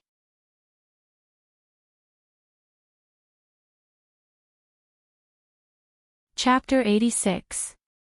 Xiao Ru looked over with a puzzled expression. She saw a large group of people gathering at the end of the street. She remembered that the last time she came here, there was clearly no one there. "Xiao Ru, 1, 2, 3, turn around and run." Chen Ning did not say another word as she pulled Xiao Ru and ran. But it was too late. There were already people in the crowd that had discovered them. They pointed in their direction and said, "It's her." Then the group of people was like a large black cloud, charging right at them. Chen Ning and Xiao Ru had only run a few steps when they were caught up by the crowd and surrounded in the center. It's over, they couldn't run anymore. Chen Ning stopped moving. She decided to deal with the situation as it came. She slowly turned around and cupped her hands towards an old man who was panting as he rushed over. She greeted him with a smile. "Old uncle, I haven't seen you in 2 days. You look even more spirited and healthy." That old man was the one she stopped on the street with a basket of eggs the day before yesterday. After listening to her eloquent words, he willingly took out 10 taels of silver as a thank you gift. So when she saw the old man and the large group of people behind him, her heart trembled. Her intuition told her that this was bad and she immediately ran, but she never thought that she would not be able to escape. Her first reaction was that something must have happened to the old man's fat son, so the old man had brought people to settle accounts with her. But now that she couldn't run, she could only take it one step at a time. She could only try to stall for time. The old man was panting as he ran, but it wasn't easy for him to catch his breath. His hands were on his hips as he glared at Chin Ning with a fierce look on his face. "Hey, little girl, why are you running? Do you think we are tigers or lions that can eat you?" Chen Ning giggled and said, "Old uncle, you misunderstood. I saw that you were here, so I wanted to borrow a bench from the nearby carpentry shop for you to sit on." She did not even blink as she said this lie. But the old man clearly did not fall for it and gave a heavy snort. Chen Ning continued to smile. Her eyes were a bit weak as she looked around at the people around her. Are these old uncle's relatives? No. The old man shook his head and said, "They are all looking for you." "Looking for me?" Chen Ning was stunned. Then she gave a bitter smile and said, "I don't know them, so why are they looking for me?" She muttered in her heart. If these people were really the old man's relatives looking for her, then she would only need a punch from each of them and she would not be able to walk away. "Divine Fortune Girl, this one is looking for you to have your fortune read." A burly man puffed out his chest and spoke in a loud and coarse voice. His voice was like a great bell, and it was extremely loud and clear the moment he spoke. That's right, that's right. Divine fortune-telling girl, uncle, he said that your fortune-telling is very accurate. Can you help me read my words? A thin monkey-like middle-aged man asked. We've been waiting here for 2 days and we've finally waited for Divine Fortune Girl. Divine Fortune Girl, Divine Fortune Girl, Divine Fortune, and Divine Fortune. Everyone surrounded Chin Ning in the center, talking at the same time, chattering away. Chin could not. Chin Ning couldn't help rolling her eyes at the sky. She didn't know whether to laugh or cry. Seeing everyone's aggressive stance, it didn't seem like they were looking for her to have their fortunes read. It was clear they were looking for her life, almost scaring her to the point of cramping.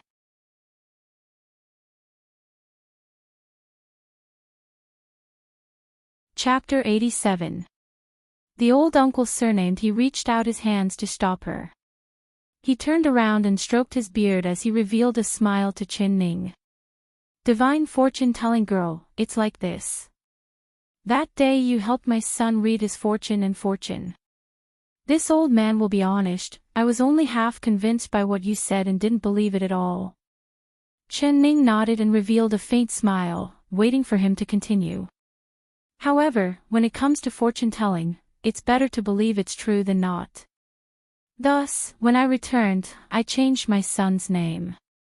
I used the word Qing that Miss mentioned and added it into the family tree. That night, in the middle of the night, my son was crying as usual, making it so noisy that I couldn't sleep. Thus, I thought of the method you taught me and mixed some yellow soil with water to feed him. I didn't expect that after drinking the water, he actually slept until dawn. Moreover, he slept very peacefully. This is something that has never happened before. When old uncle he said this, he gave a few chuckles before continuing. This old man was surprised and happy, so I told this matter to the surrounding relatives and neighbors. They all refused to believe me and said that this old man had met a swindler. This old man was not convinced, so I brought them to find Divine Fortune-telling girl, wanting to show them your skills. I never thought that after waiting for an entire day, you still wouldn't come. This time, they did not believe this old man's words and insisted that this young lady was a swindler. Chen Ning nodded and said, and then. Her eyes swept over the surroundings. She saw that some people had ashamed expressions, some people had mocking looks, and some people raised their eyebrows. She had an idea in her heart. This old man won't argue with them. They don't believe in Divine Fortune-telling girl's skills, but this old man is convinced. So this morning, this old man brought everyone here to wait for you. Finally, Divine Fortune-telling girl has arrived. Miss, if you don't show your skills, then this old man will be treated as an old fool by them. After saying this, old uncle he looked at the people around him and gave a heavy snort. So it was like this. Chen Ning let out a soft sigh. Her eyes turned and she smiled at everyone. So you're saying that you're all here to find me for fortune-telling? Yes. Everyone nodded. But there are so many of you, who should I tell first? Chen Ning knit her brows and revealed an awkward expression. When everyone heard this, it was like a pot had exploded. Tell me first, tell me first. I was here first, let me go first. I'm the first one. Everyone's faces turned red as they argued, as if they were about to fight. Chen Ning pursed her lips into a smile and raised her voice to say, Everyone, don't be so anxious, listen to me. When she spoke, everyone immediately shut their mouths and the noisy scene instantly quieted down. Everyone's eyes were all staring at Ruo Shui, waiting for her to speak. At this moment, in addition to the people who were looking for her to have their fortunes read, there were also many people who were watching the bustling scene. The entire street was blocked, and many of the peddlers were complaining. Under the watchful eyes of the crowd, Ruo Shui coughed lightly and said calmly, Ladies and gentlemen, this is the downtown area where people do business. With so many of us here, it's not good to delay other people's business. Why don't we go to a place with fewer people? Everyone, line up, and I'll read your fortune one by one. How about that?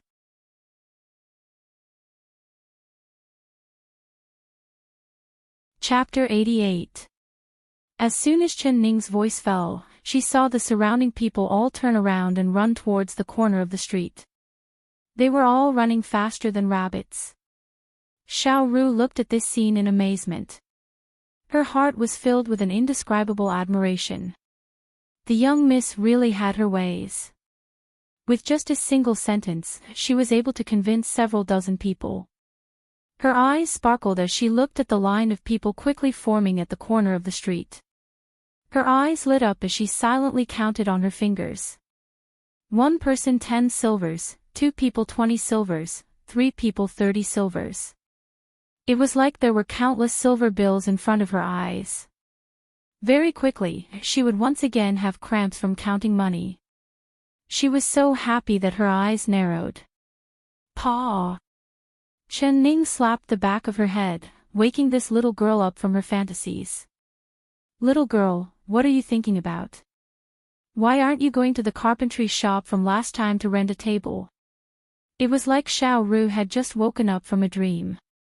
She happily ran over to the carpentry shop. Chen Ning smiled as she walked to the corner of the street, but her heart was not as relaxed as it looked. This was because she knew that out of the large group of people looking for her to read their fortunes, most of them were here to cause trouble for her. They were here to laugh at her. If she was the slightest bit careless and was caught by these people, she was afraid that she would not be able to make a comeback. The line was very long. It actually went from the end of the street to the end of the street. It was double the number of people from before. Many of them were here to watch the fun, but there were also some who were here to cause trouble. When Xiao Ru, who was carrying the tables and chairs, saw this scene, she was so happy that she couldn't close her mouth. The first person in the line was the man with a loud voice and a round waist. He had a tall stature and with a wave of his arms, he threw everyone else behind him. No one could compete with him. He sat down in front of Chen Ning. Chen Ning smiled and said, This big brother, do you want to read your fortune or read your fortune? The man stretched out his large palm and placed it on the table. He said in a rough voice, I don't know how to read, so you can read my palm. All right. Chen Ning happily agreed. She had never read her palm before, but that did not mean she did not know how to act. This big brother, what do you want to read? Chen Ning asked with a smile. I'm already 23 this year, but I haven't found a wife yet. You can read my fortune and see when I can marry a beautiful wife. The man said with a laugh. As soon as he said this, the surrounding people began to boo. Someone couldn't help but say, I say, little brother, are you looking at a person's physiognomy or a matchmaking session? She's a fortune teller, not a matchmaker. That's right. If fortune-telling could tell when you'll find a wife, why would you need a matchmaker? Aren't you just making things difficult for me?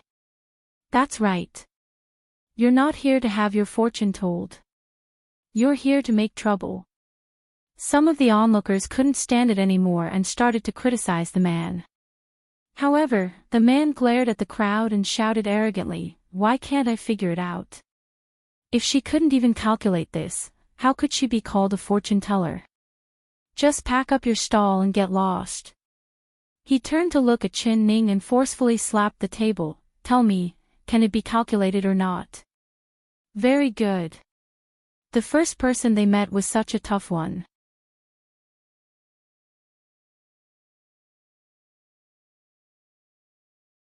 Chapter 89. I can calculate it, of course I can calculate it. Chin Ning smiled and nodded. Hearing this, the burly man revealed a complacent smile. He glanced around and said, "Did you hear that clearly? The girl said she can calculate it." Everyone revealed a surprised expression.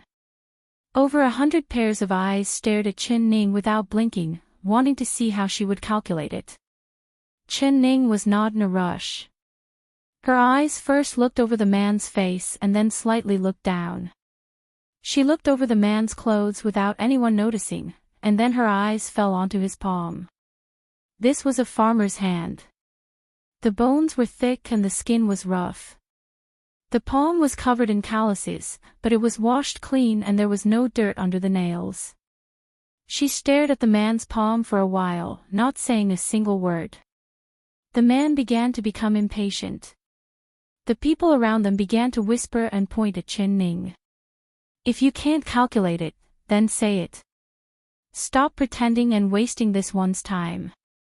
I think you're just a swindler." The man shouted out without any trace of politeness. Hearing this, Chin Ning suddenly raised her head. A pair of clear and spirited eyes stared straight at the man. "Your surname is Xiao, right?" She didn't say anything, but once she did, she shocked the world. The man's eyebrows jumped, and his but almost rolled off the stool. "How do you know my surname is Xiao?" he shouted. These words without a doubt admitted that what Chin Ning said was true. Everyone let out a wang sound as they revealed looks of disbelief. Chin Ning gave a gentle laugh in her heart. When she looked over, she noticed that the man had accidentally lifted a corner of his clothes and had a crooked Zhao word embroidered on it. She wasn't blind, so how could she not see it? She stared at the man's hand and slowly said, "Your surname is Zhao and you were originally farming in the countryside, living a hard life. You don't have a father and only have a mother, but her eyes are not good. In the last 2 years, you've made a fortune, so you bought a house in the city and moved there. Big brother Zhao, is my calculation correct?" As she said this, the man's mouth fell open. When Chin Ning finished speaking, his mouth was already wide enough to fit a large duck egg inside. His face was filled with shock and disbelief. "Right, everything is correct. But you. How do you know everything? You've seen me and my mother before." The man's surname Xiao's heart could no longer be described as shocked. His eyes looking at Chin Ning were filled with admiration and awe. This was because Chin Ning had described his family situation perfectly, as if she had seen it with her own eyes. His name was Xiao Ergo, and he was not originally from the capital. Instead, he owned 2 mu of land outside the city, and his family had been farming for generations. Not long after he was born, his father died of a serious illness, leaving his mother to painstakingly raise him. She barely made ends meet by sewing clothes for others. There was no man in the family, so he had to do farm work when he was young. The 2 mu of land was only enough to make a living. Sometimes, it was not even enough to fill his stomach. His mother was half blind because she sewed under the dim oil lamp all year round. Perhaps the heavens pitied the orphan and widowed mother. 2 years ago, when he was hoeing the fields, he accidentally dug up an antique jar. When he opened it, he found that it was filled with gold ingots. You're tuning into the LoveLore Library YouTube channel. We're so grateful for your support, and don't forget to subscribe to join us on this incredible journey through captivating stories.